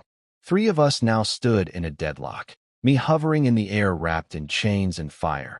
The painting ghost crouched on her crumbling castle, and Lu Yongbing walking calmly across the ground made of eyeballs and paint. He headed straight for Shaowan. I figure neither of you wants to fight me right now, so I'll just take this little girl, and you two can keep going. I roared. No, she was mine. I sent a tornado of eyeballs crashing toward him. The painting ghost attacked him too. Shaowan was her ticket to level 5. She couldn't let the girl leave either. 2 special-grade Eries hitting him from both sides at once. He didn't flinch. Glass bullets scattered from his wrist, colliding with my eyeballs and the painting ghost's ink simultaneously. His right hand split open along the bone, forming 2 glass blades. One slash carved a chunk off the painting ghost's castle. Another blocked my chain and knocked me back several meters. I picked myself up and growled at him through my deep abyss murmur. The girl is mine. Back off. He looked at me with complete contempt, then turned to Xiaowan and smiled. Watch closely, little miss. Your uncle is about to look very cool. This is the first lesson of being a ghost controller. Never be afraid.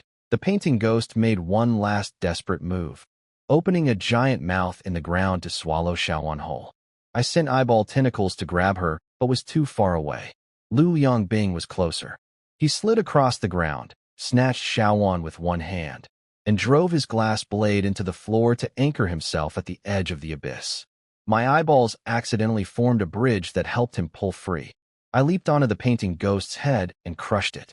Ink splattered everywhere, but she wasn't dead. Her real body was the entire castle. Lu Yongbing held Xiaowan behind him, coughing white blood from my earlier hit. He told her not to worry, joking that he just had high blood pressure. Xiaowan stared at him and said, "My mommy says you're a fool." He smiled. "Your mommy's right. All night watchers are fools. Only fools would light the darkness for strangers." I couldn't wait any longer. My night crow eyes showed dozens of night watchers converging outside. I needed to end this now. System, use fear points to restore my strength. It cost me a third of my total reserves, with double the price next time. But my power flooded back. I activated my true domain, Desolation, on top of the Adjudicator's kingdom. A colossal eye split open in the sky above. Everything beneath it became nothing. The painting ghost's castle cracked apart.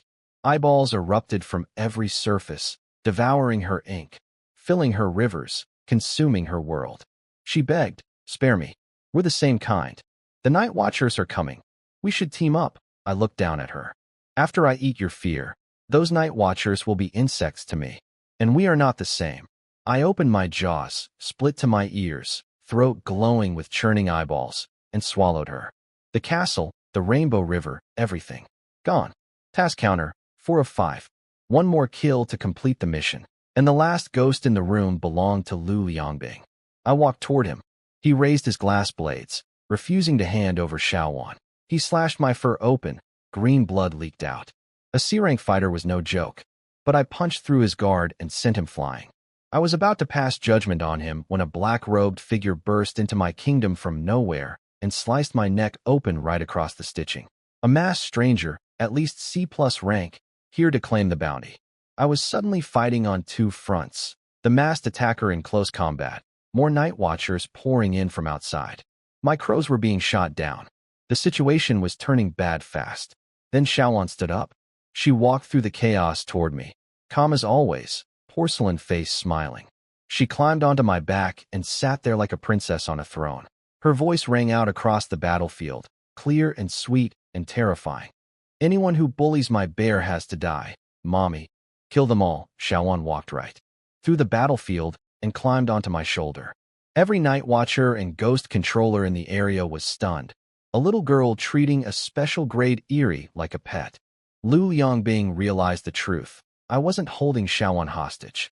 I was protecting her. That's why I'd fought the painting ghost to the death. 3 club ghost controllers attacked me together. The strongest was a masked man with twin blades, another had a ghost hand, and the third, Big Mouth, could release paralyzing sound waves from his throat. They were all at least C- rank. Big Mouth's sonic attack froze me in place. The other 2 rushed in and carved me up.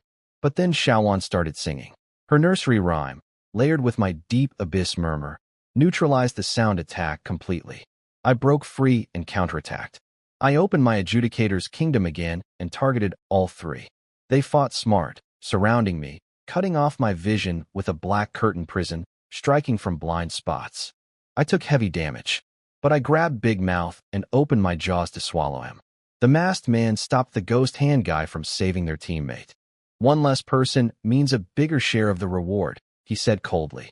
The ghost hand laughed and agreed, then punched through Big Mouth's body to hit me, not caring that he killed his own ally in the process. These people were monsters wearing human faces. Wounded, I crouched on the ground.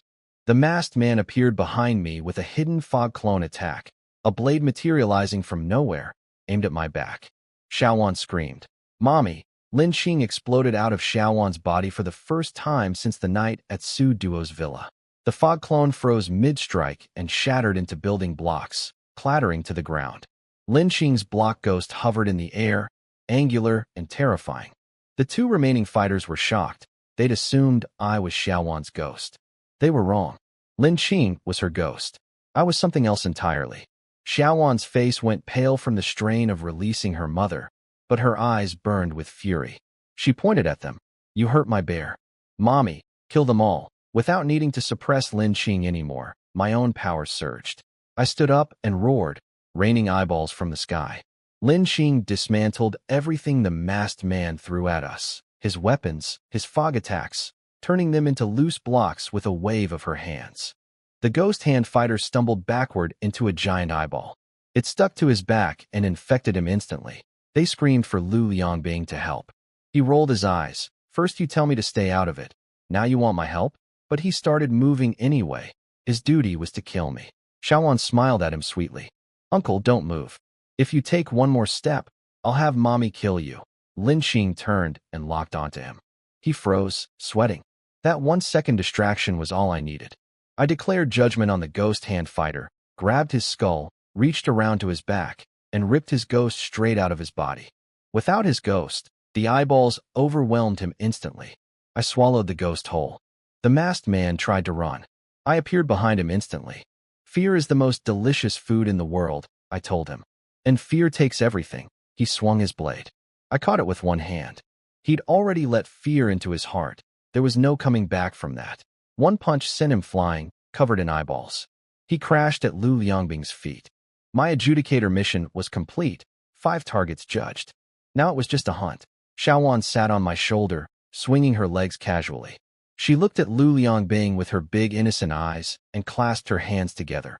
Uncle, please. The bear and Mommy are hungry. Could you please become their food? They'll treasure every bite. Even a man who'd already made peace with death flinched at that. He attacked.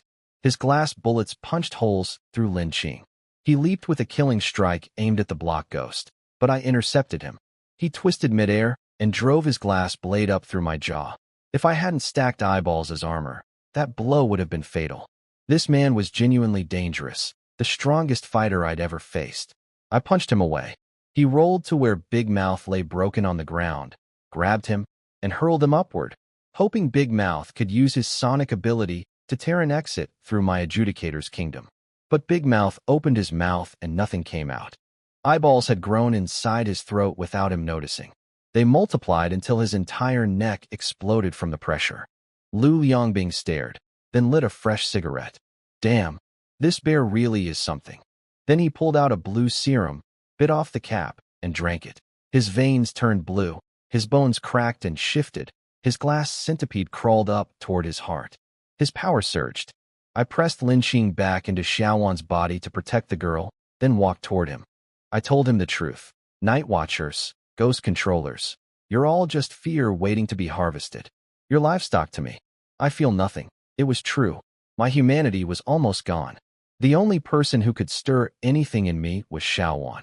We clashed, his tiny boosted fist against my massive bare paw. We both flew backward. Eyeballs sprouted on his knuckles, but his swelling muscles pushed them right back out. His body was rejecting my infection through sheer physical force. He grinned through bloody teeth. Fear? I don't care about your fear. I only know one road, killing you. I've never been afraid of death. Outside, Lu Li's squad finally broke through the wall of my kingdom. 3 Night Watchers stepped inside, saw the landscape of eyeballs, the corpses, the remains of the painting ghost, and froze. Boss killed the painting ghost, the coat man gasped. Then I dropped from the sky holding their boss by the throat. Your fear tastes wonderful, I said. But you disappoint me. You have none. Lu Liangbing spat blood and laughed. Shut up. I don't understand bear language. He sliced off his own trapped arm to break free, landed on his feet, and turned to his stunned squad. You gonna stand there, being impressed? Or are you gonna help me fight? Lu Liangbing came at me again with one arm missing, blue veins crawling across his face from the irreversible serum he'd swallowed. His squad charged in behind him. The coat man ripped open his shirt and released his ice ghost, freezing my eyeballs into brittle candy. Lu Li sank into the ground as a black circle, trapping my leg in a void I couldn't pull free from. A third member summoned a massive steel crucifix from the sky and pinned me down. The coat man leaped high. Ice ghost ready to seal me forever. Erie's feared two things, pure gold and extreme cold. His ghost was rule type, like Lin Qing. Even special grade creatures can't escape once caught. Then Xiaowan's voice cut through everything. She skipped toward the battlefield singing her lullaby, smiling like it was playtime. Brothers, you can't hurt my bear. I'll be very upset. Mommy. Lin Qing materialized behind the coat man in midair. A blocky, frozen figure with no expression, arm extended. One touch, and he'd shatter into blocks. Everyone froze. But Lin Qing didn't strike. Xiaowan had made her point. She hopped onto my shoulder and swung her legs. Uncle, she said to Lu Liangbing, can you do me a favor? He licked his dry lips. You're not going to ask us to be bear food again, are you? She shook her head. The bear is full. He's the cutest toy ever. He just has too many eyes. She pointed at the ground. Can you pick up that eyeball for me? I want to make it into a pretty necklace. It was the eyeball of one of the ghost controllers I'd killed. Bloody, still warm. Lu Liangbing looked at it. Looked at Lin Qing hovering over his teammate. Looked at me. If he refused, Xiaowan might snap, and everyone here would die. His team was outmatched. The higher-ups had badly underestimated me. He bent down, picked up the eyeball, and handed it to Xiaowan. She took it happily, twirled around him twice, then asked very seriously, Thank you, Uncle. Can we go now? Or, do you want to keep playing games with the bear? He glanced up at the coat man, frozen 1 inch from death. Lin Qing's hand hovered beside his face. You can go, he said. Xiaowan cheered. Yay, let's go play blocks. Bear, let's go home. I scooped her up onto my shoulder. Before leaving, I looked down at Lu Liangbing one last time. You're the first person I've met who felt no fear, even at the edge of death. Then my last night crow, I sent an urgent message. Something was happening to Jejia back at the apartment. I turned and walked away, Xiaowan on my shoulder, the adjudicator's kingdom cracking apart behind us, our shadows disappearing into the night. The night watchers could only watch as Xiaowan and I disappeared into the night. Lu Liangbing collapsed the moment we were gone. He'd been hiding the truth. The serum had only masked his fear from me, not eliminated it. His entire back was covered in my eyeballs, fused deep into his flesh and blood. His teammates were horrified. Their medic, Zhang Miao, examined him and said the eyeballs had bonded with his organs. Ripping them out would kill him. The only hope was the research lab. She'd already called headquarters, and specialists would arrive tomorrow. A level 4 Erie had officially alarmed the highest authorities. When the team heard the full report, the painting ghost dead, 3 C-rank ghost controllers killed, Lu Liangbing critically wounded, everyone went silent. I'd exceeded every estimate they had. Meanwhile, back at the apartment, Shorty was losing his mind. The eyeballs I'd planted on him had exploded in growth the moment I completed my adjudicator mission. He tore them out, but they regrew instantly. His face, his scalp, his entire body, all covered. Hair falling out, replaced by blinking eyes. Jejia was still unconscious in my nightmare. Tang Meili sat frozen, watching everything, terrified but grateful that no eyeballs had grown on her. Shorty snapped, covered in eyes and dying. He decided to assault the 2 women as a final act. He walked toward them, but when he dropped his pants, even that was covered in squirming eyeballs. Enraged, he decided to just kill them instead. One of my last night crow eyes dove through the window and slammed into him. He stumbled and ran, heading for Huang Lei's villa to beg for help. I followed him at a leisurely pace, Xiaowan on my shoulder.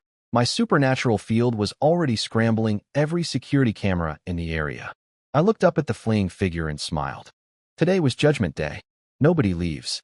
Xiaowan and I trailed him like a porcelain doll riding a nightmare through the dark streets. At Huang Lei's villa, the old man was arranging his dead son's portrait on the mantelpiece, promising the photo he'd personally torture Jejia as revenge. His personal ghost controller bodyguard sat nearby. The doorbell rang. Huang Lei grinned excitedly, thinking his men had returned with their prizes. Open the door. My son can't wait. I followed Shorty all the way to Huang Lei's villa, trailing him at a distance with Xiaowan on my shoulder. He stumbled through the building's security. The guards nearly vomited when they saw his face, nothing but eyeballs and yellow-green fluid where skin used to be. He begged them to let him through. Upstairs, Huang Lei was furious. 2 ghost controllers dead, no women delivered, mission failed. He sat on his couch next to his dead son's portrait, raging. His personal bodyguard, another White Rope Club member, stood nearby, sensing the chaotic supernatural energy pouring off the broken man crawling toward them. Shorty collapsed on his knees and begged. He told Huang Lei the truth. It wasn't a low-level Eerie. It was the demon bear, and the painting ghost had been there too. Both special grade. He pleaded for one of the suppression capsules rich people kept. 5,000 per pill. Good for 1 month. Huang Lei sneered. You think you're worth that kind of money? I don't lack dogs. Get out. You disgust me. He turned away and told his men to deal with it. Shorty's last thread of sanity snapped. Fine. If you won't give it to me, I'll take it. Every eyeball on his body swiveled to face Huang Lei at once. Gunshots rang out. Down at the entrance, 2 guards were smoking and casually planning to assault a woman Huang Lei had locked in his warehouse. Another victim he'd finished with and passed down to his staff. They were laughing about it. Then a small, sweet voice spoke from the shadows beside them. Excuse me, uncles. Could you help me with something? Xiaowan and I had arrived. The 2 guards downstairs looked at Xiaowan like hungry wolves. One of them crouched down with a disgusting grin, offering to take her somewhere fun. He didn't even try to hide what he was. His partner told him she was just a kid, but the man didn't care. Xiaowan played along, all big eyes and sweet smiles. Uncle, can you help me with one thing before we go? Anything, sweetheart.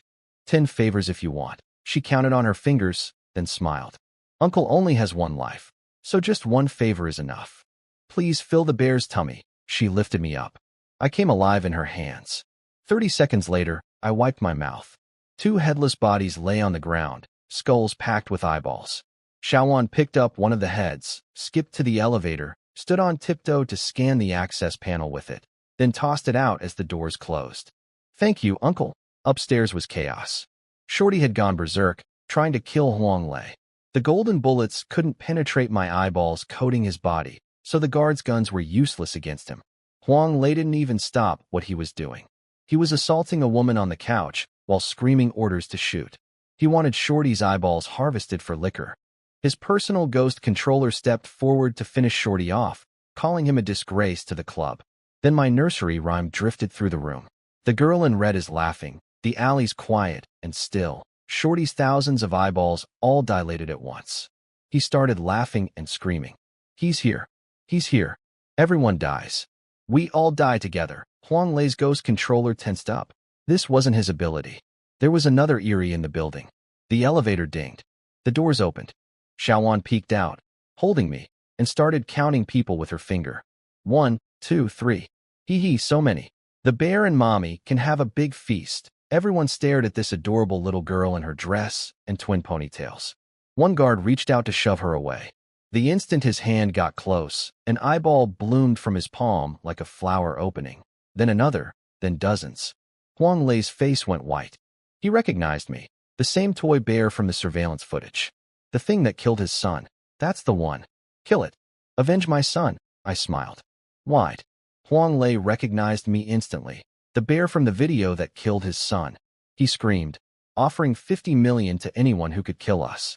His guards hesitated, eyes darting between the money and the nursery rhyme filling the room. Fear and greed wrestled inside them. One guard cracked. He raised his gun and fired at Xiaowan. The bullet flew straight at her head. She just tilted to the side, still singing. An eyeball materialized in front of her face and caught the bullet dead center. She peeked around it and smiled. Uncle, do you want to play a game with me? I jumped from her arms and began to grow. 2 meters, 3 meters. Fire wrapped around my body. My fur parted to reveal the ocean of eyeballs beneath. I roared. A real roar, not a nursery rhyme, and eyeballs launched in every direction. They opened fire with their golden bullets. Useless. Gold can hurt weak Eries, but against a special grade like me, it was nothing. I grabbed the nearest guard, pulled him into my jaws, and bit his head clean off. The rest kept shooting. Blood painted the walls. Xiaowan sat nearby swinging her legs, singing happily, watching everything with her crescent moon eyes. Huang Lei had completely lost his mind. Drugs had pushed him past the point of caring. He was still on the couch doing unspeakable things to a woman while his men died around him, screaming encouragement like it was entertainment. Shorty sat on the floor laughing in madness. Everyone dies. All of us. Beautiful. The guards started running. That's when Huang Lei's personal ghost controller finally moved. His name was Su Lin. Thin face, sunken eyes, calm as death. He sliced his own palm open and let blood pour onto the floor. Bloodpool swamp. His ghost was C rank, special grade, the same tier as me. The blood spread across the entire floor, turning everything red. Every object, every surface, every person it touched became blood-soaked and under his control. The fleeing guards froze in place, unable to move. Then the blood crawled over them completely, turning them into red puppets. Even the corpses, the headless bodies, the severed limbs, even Shorty's broken form, rose up and joined his army. Dozens of blood-red puppets marched toward me. I stepped back from the spreading crimson tide. This one was different from the others. A real threat. Xiaowan clapped her hands in delight. Red. Red. Xiaowan loves red the most. Su Lin's blood puppets swarmed me. 8 or 9 mindless bodies coated in crimson, completely immune to fear. My eyeballs stuck to them, but did nothing. No fear meant no infection. They clawed at me while the blood pool gripped my legs like quicksand. A blade shot up from below and stabbed my leg, tearing my fabric body. Cotton stuffing leaked out. Then an axe swung at my stomach from inside the pool. Fine. If he wanted to drag me under, I'd go willingly. I sank into the blood pool on purpose. Inside, it was like drowning in a red ocean, thick, heavy, suffocating. Su Lin attacked from every direction with blood-formed weapons. But this was exactly what I wanted. I expanded my demon bear bloodline to 6 meters, activated the Adjudicator's kingdom inside his own domain, and started replacing his blood with my eyeballs from the inside out. His domain couldn't suppress my kingdom. My fire burned through his blood water. My chain, the Adjudicator weapon I'd earned from the completed mission, whipped through the pool and split it clean in half. Eyeballs filled every gap. Su Lin panicked. He realized he was outmatched and made a desperate move. He abandoned the fight with me and rocketed toward the surface, reaching for Xiaowan. Control the girl, control the bear. That was his logic. He burst out of the blood pool, hand extended toward Xiaowan's throat. Lin Qing was standing right behind her. His reaching hand turned into building blocks. Then his arm. Then his torso. Piece by piece, he came apart and clattered to the ground in a pile of neat squares. He understood in his final moment. I wasn't Xiaowan's ghost. I was independent. Her ghost was the block woman, and she'd been waiting for exactly this. When I climbed out of the dissolving blood pool, the room was silent. Every person in that villa was dead. Huang Lei was still slumped on the couch, brain destroyed by drugs, surrounded by carnage he never even noticed. I set the building on fire as we left. Xiaowan hummed her nursery rhyme, sitting on my shoulder as flames consumed everything behind us. Across the city that same night, something new was happening. At a place called Happiness Community, a figure in a red opera robe stood under a streetlight, twisting its body in impossible circles.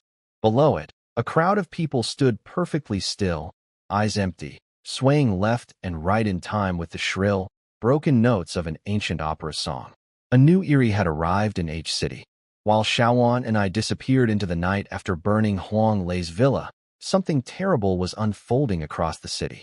In a place called Happiness Community, a young girl was huddled under her blankets, trembling, calling the police. She told the operator there was a ghost, a figure in opera costume standing at her bedside, bent over, staring at her.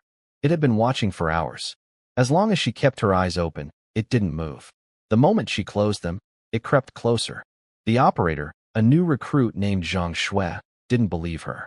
She'd heard prank calls before, and this sounded like a scared kid with nightmares. She tried to calm the girl down and dispatched officers. But the girl kept talking. She said the thing had crawled across the ceiling and jumped out her third-floor window. Then she looked outside. Below, in the courtyard, every resident of the complex was standing in rows, swaying in unison, eyes hollow and empty. They were watching a figure on a raised platform, something in a long red opera robe, twisting its body in ways no human could, singing in a shrill, piercing voice. The figure began rotating its torso. 90 degrees. The crowd copied. 180 degrees. Bones cracking, spine snapping. They followed. 360 degrees. Then the figure reached up and gently lifted its own head off its shoulders, smiling. The crowd did the same. Heads dropped to the ground, still grinning. Headless bodies continued swaying, blood spraying across the grass, watering the lawn like rain. The girl screamed into the phone. They're all dead. Everyone in the complex. All of them. Sister, I'm so scared. Zhang Shui's hands were shaking. She urged the patrol car to hurry. The officers were 2 minutes away. As they pulled up to the community gate, they heard it too. Opera music, loud and piercing, echoing through the silent neighborhood. A new monster had come to H City, and this one liked an audience.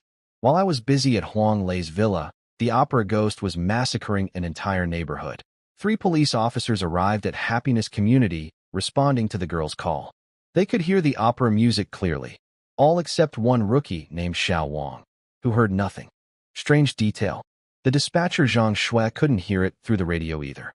The officers walked toward the sound with flashlights. When the beam hit the stage, they saw it. A female figure in red opera robes, face painted pink, eyes white as a dead fish. She turned her body to face them, rotating her torso in that impossible way. Below the stage, the flashlight revealed rows of headless bodies still standing, swaying like puppets. The officers screamed and collapsed. The little girl watching from her window saw everything.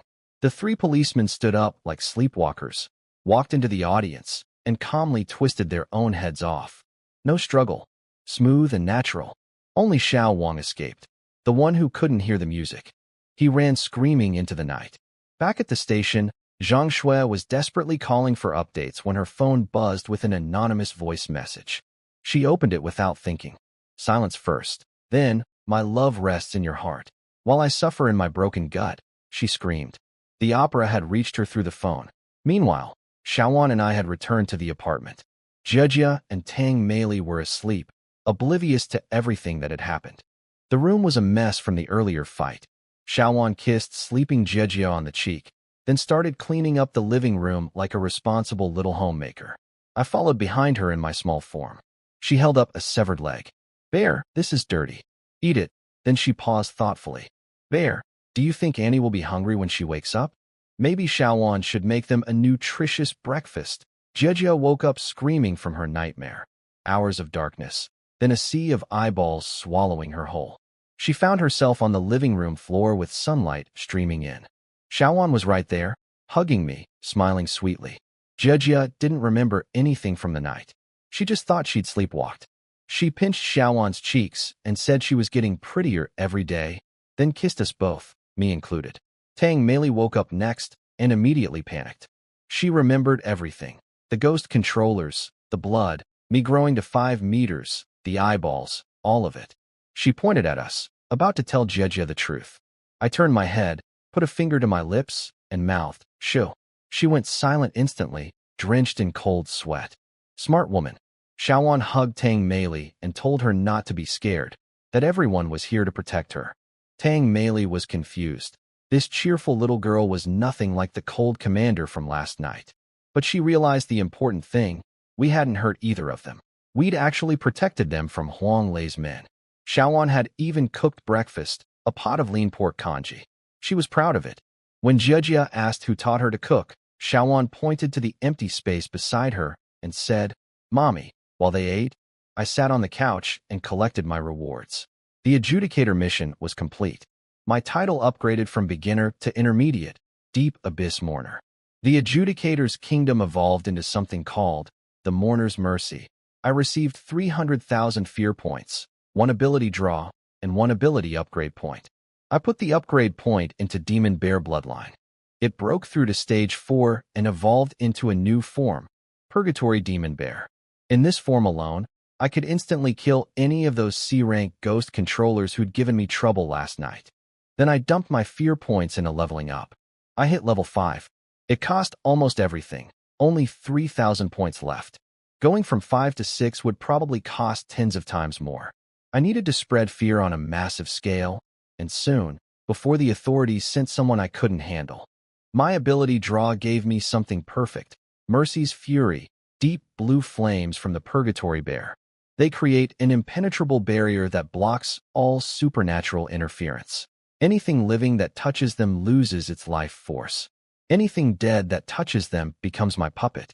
Absolute defense, powerful attack, and the ability to create minions. I looked at Jia praising Xiaowan's cooking, and my grin widened. Time to do something big. Tang Meili couldn't get out of her own apartment fast enough. She knew everything. The ghosts, the killing, me. But one look from me shut her mouth. She made an excuse about work and practically ran out the door. Smart enough to stay quiet. Smart enough to stay alive. Jia noticed nothing. She set Xiaowan up with homework while she started her live stream. Her audience had grown huge from all the recent drama. She needed the money now. She'd be raising Xiaowan alone from here on. Xiaowan cheerfully announced she had Mommy and the bear to help with homework. Jia just sighed, hoping school would fix the girl's imagination problem. At the Nightwatcher hospital, 3 people lay in containment pods. Lu Liangbing, Zhao Li, and Tang Hao. All 3 were covered in my eyeballs beneath their bandages, trapped in green glass chambers with red needles piercing their skin. Since I'd broken through to level 5, my desolate eyes had intensified. The eyeballs on their bodies were cracking open, leaking yellow-green fluid. The strange thing was, my eyeballs were actually keeping Lu Liangbing alive. The serum he'd taken should have killed him, but my parasitic eyes were stabilizing his body in some twisted balance between life and death. Not quite human, not quite ghost, but breathing. A government lab doctor examined them and was shocked. He'd never seen anything like my abilities. He told Zhang Tao that headquarters was sending a senior official to H City, not specifically for me, but for multiple issues. The doctor's assessment: I was dangerous but not catastrophic. I hadn't gone on mass killing sprees. They'd wait for the official to arrive before making any moves against me. Then breaking news hit the station. The opera ghost had struck overnight at Happiness Community. Over 2,000 residents dead. Every single one had their head twisted off, spine rotated 360 degrees. 3 of the 4 responding police officers died the same way. Only one survived. The rookie who couldn't hear the music. This was a disaster-level event. H City hadn't seen anything this deadly in years. Even I hadn't killed more than a dozen people total. This opera ghost had wiped out an entire neighborhood in one night. Every available ghost controller in the city was mobilized. The special squad rushed to the scene. 2,000 bodies standing in rows, headless, surrounded by clouds of flies in the summer heat. The stench carried for hundreds of meters. They found the surviving girl in a hospital room, hugging her knees, lights blazing. The investigator Zhang Miao was about to question her when the girl suddenly whispered, "Shoo, be quiet. Can you hear it? The opera has started again." Across the city, the investigation into the opera ghost was getting stranger by the minute. The surviving girl in the hospital suddenly started screaming that she could hear opera music again. She went wild, tried to jump out the 5th-floor window. The night watchers barely caught her in time. A sedative calmed her down, but she kept mumbling opera tunes under her breath, trembling with fear. Zhang Miao scanned her with equipment. No supernatural energy on her body. It was trauma-induced hallucination, not actual possession. Zhang Miao then questioned the 2 other survivors, the police dispatcher Zhang Shui and the rookie officer Xiao Wang, the only cop who hadn't died at the scene. Both were in terrible shape. Wang Yu was haunted by guilt, saying he could see his dead teammates' ghosts demanding to know why he alone survived. Zhang Shui blamed herself for initially dismissing the girl's call as a prank. If she'd taken it seriously faster, maybe the officers wouldn't have gone in unprepared. Zhang Miao told them it wasn't their fault. People in their line of work carry responsibilities, and sometimes those responsibilities lead to death. That's how it was for everyone fighting the darkness. They replayed the full recording of last night's emergency call. Everyone listened carefully. The girl's voice went from scared to terrified to completely unhinged. She described the opera, the twisting bodies, the heads being removed. But on the recording, there was no opera music at all, only silence in the background. The officers at the scene had claimed to hear the music clearly. Wang Yu swore he heard nothing. Zhang Shui on the phone heard nothing. Zhang Miao wrote in her notes, "Opera music, designated rule number 1." The pattern was emerging. Some people heard the music and died. Some didn't hear it and survived. But why? What made Wang Yu different? Zhang Miao pulled out a rare supernatural detection device from the government lab. The moment she pointed it at Wang Yu, the indicator flashed red. Everyone in the room jumped to their feet, creating distance, summoning their ghost abilities. Something's wrong. He's carrying something. The opera ghost had left a mark on the only person it spared, and nobody knew what that meant yet. The night watcher scanned Wang Yu and found residual supernatural energy on him, traces left by the opera ghost. They figured it was harmless residue that could help them track the creature next time.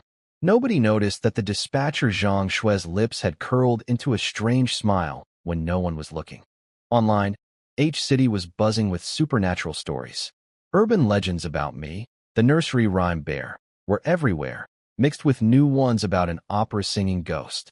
Someone even posted an audio recording of the opera ghosts singing on a small forum. It got over 2,000 plays. Jejia found the link during her stream and clicked it. She heard nothing, just static. She complained to her chat that there was no sound. But dozens of her viewers insisted they could hear terrifying opera music in the clip.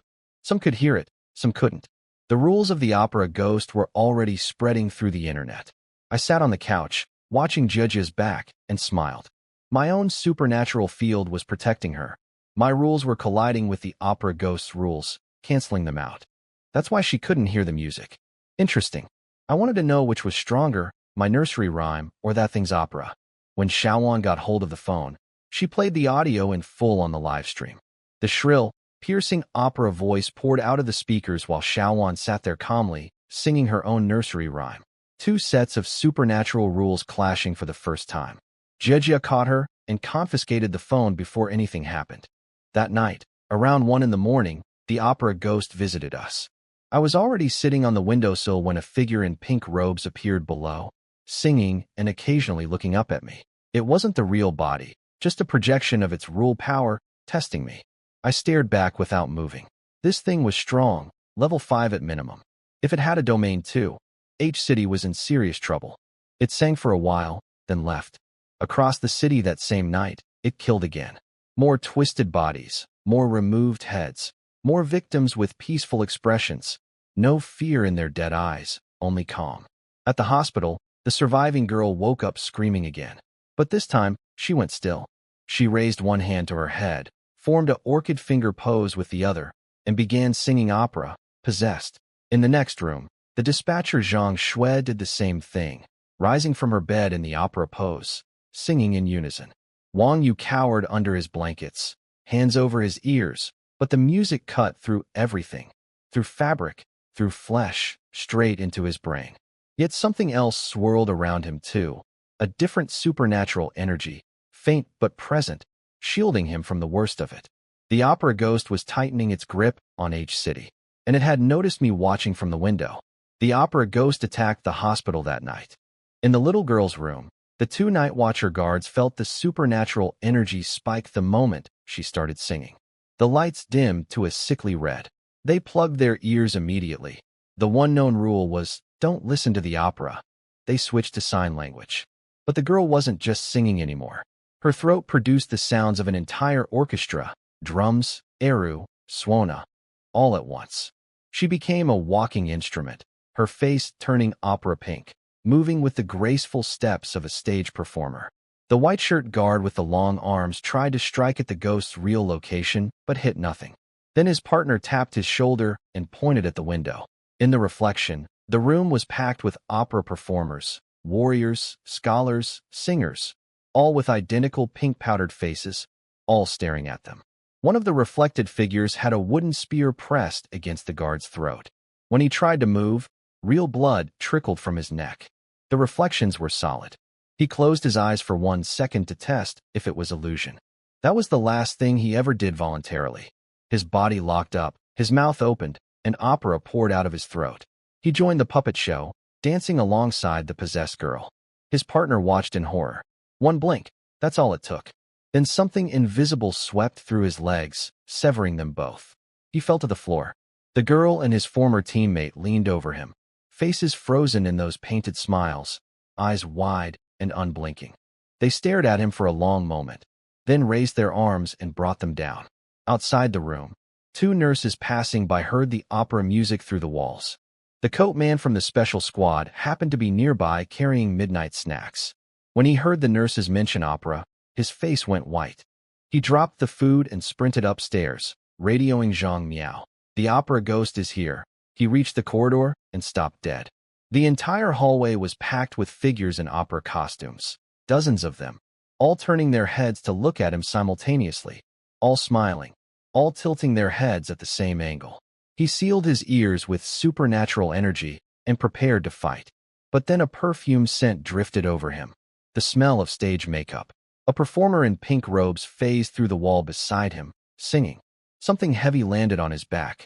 He looked over his shoulder. A smiling opera figure sat perched on him, head tilted, staring into his eyes. The opera ghost massacred the hospital floor. The coat man tried to fight. He punched one opera figure and froze it with his ice ghost, but more swarmed him from behind. Somehow the music penetrated even his sealed ears. Within 5 minutes, he was mutilated, nose cut off, ears sliced away, one eye gouged out. He barely survived by sealing himself in an ice cocoon. Both night watcher guards in the girl's room were dead, heads removed, bodies twisted the full 360 degrees, one chopped to pieces. The little girl who'd reported the original incident was dead too, arranged neatly alongside them. When Zhang Miao's team broke in, the other room held a surprise. Wang Yu was alive, cowering in a corner. Zhang Shui the dispatcher was alive too, crouched against the opposite wall. But Wang Yu was pointing at her, screaming. She's the ghost. She was singing opera and twisting her body. Kill her before she kills us all, Zhang Shui sobbed and denied everything. Wang Yu insisted. He'd watched her perform the opera dance on her bed while the attack happened. Zhang Miao couldn't tell who was lying. The real question remained. Why was Wang Yu always the survivor? 3 people died in his room, but he kept living. That wasn't luck anymore. That was a pattern. They discovered something else too. The opera ghost had killed again across the city that same night. Another 2,000 dead. This time, every victim had clicked a specific internet link before dying. The same audio clip that had been circulating online. The opera ghost's rules were spreading through technology now. The next morning was a normal one for Xiaowan and me. Jia dropped her off at boarding school.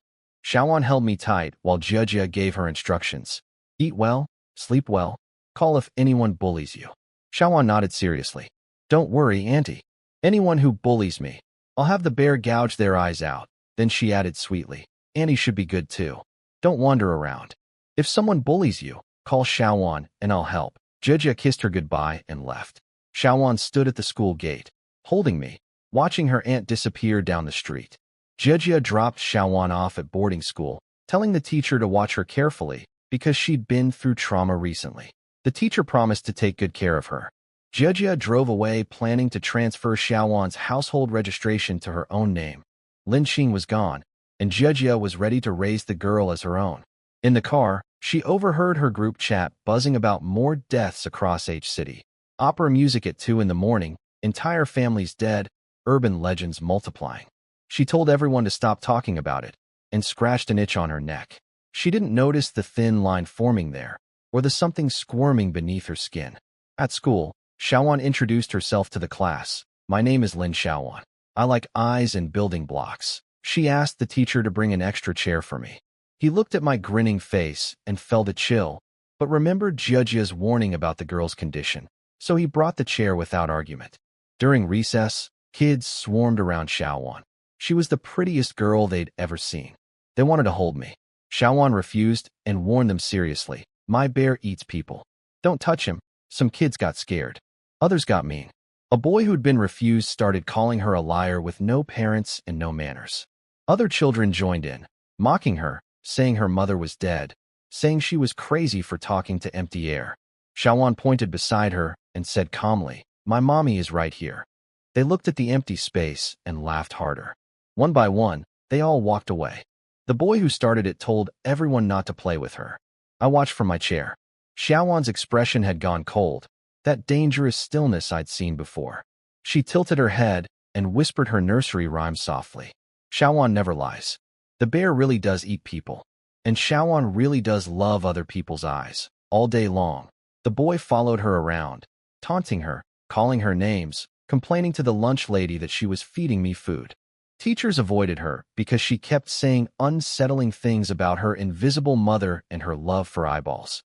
That night, after lights out in the dormitory, a small figure sat up in bed. Xiaowan picked me up and walked quietly across the dark room toward the boy's bed. She leaned over him with her sweetest smile. Xiaowan never lies. Xiaowan really does love eyes. And the bear really does eat people.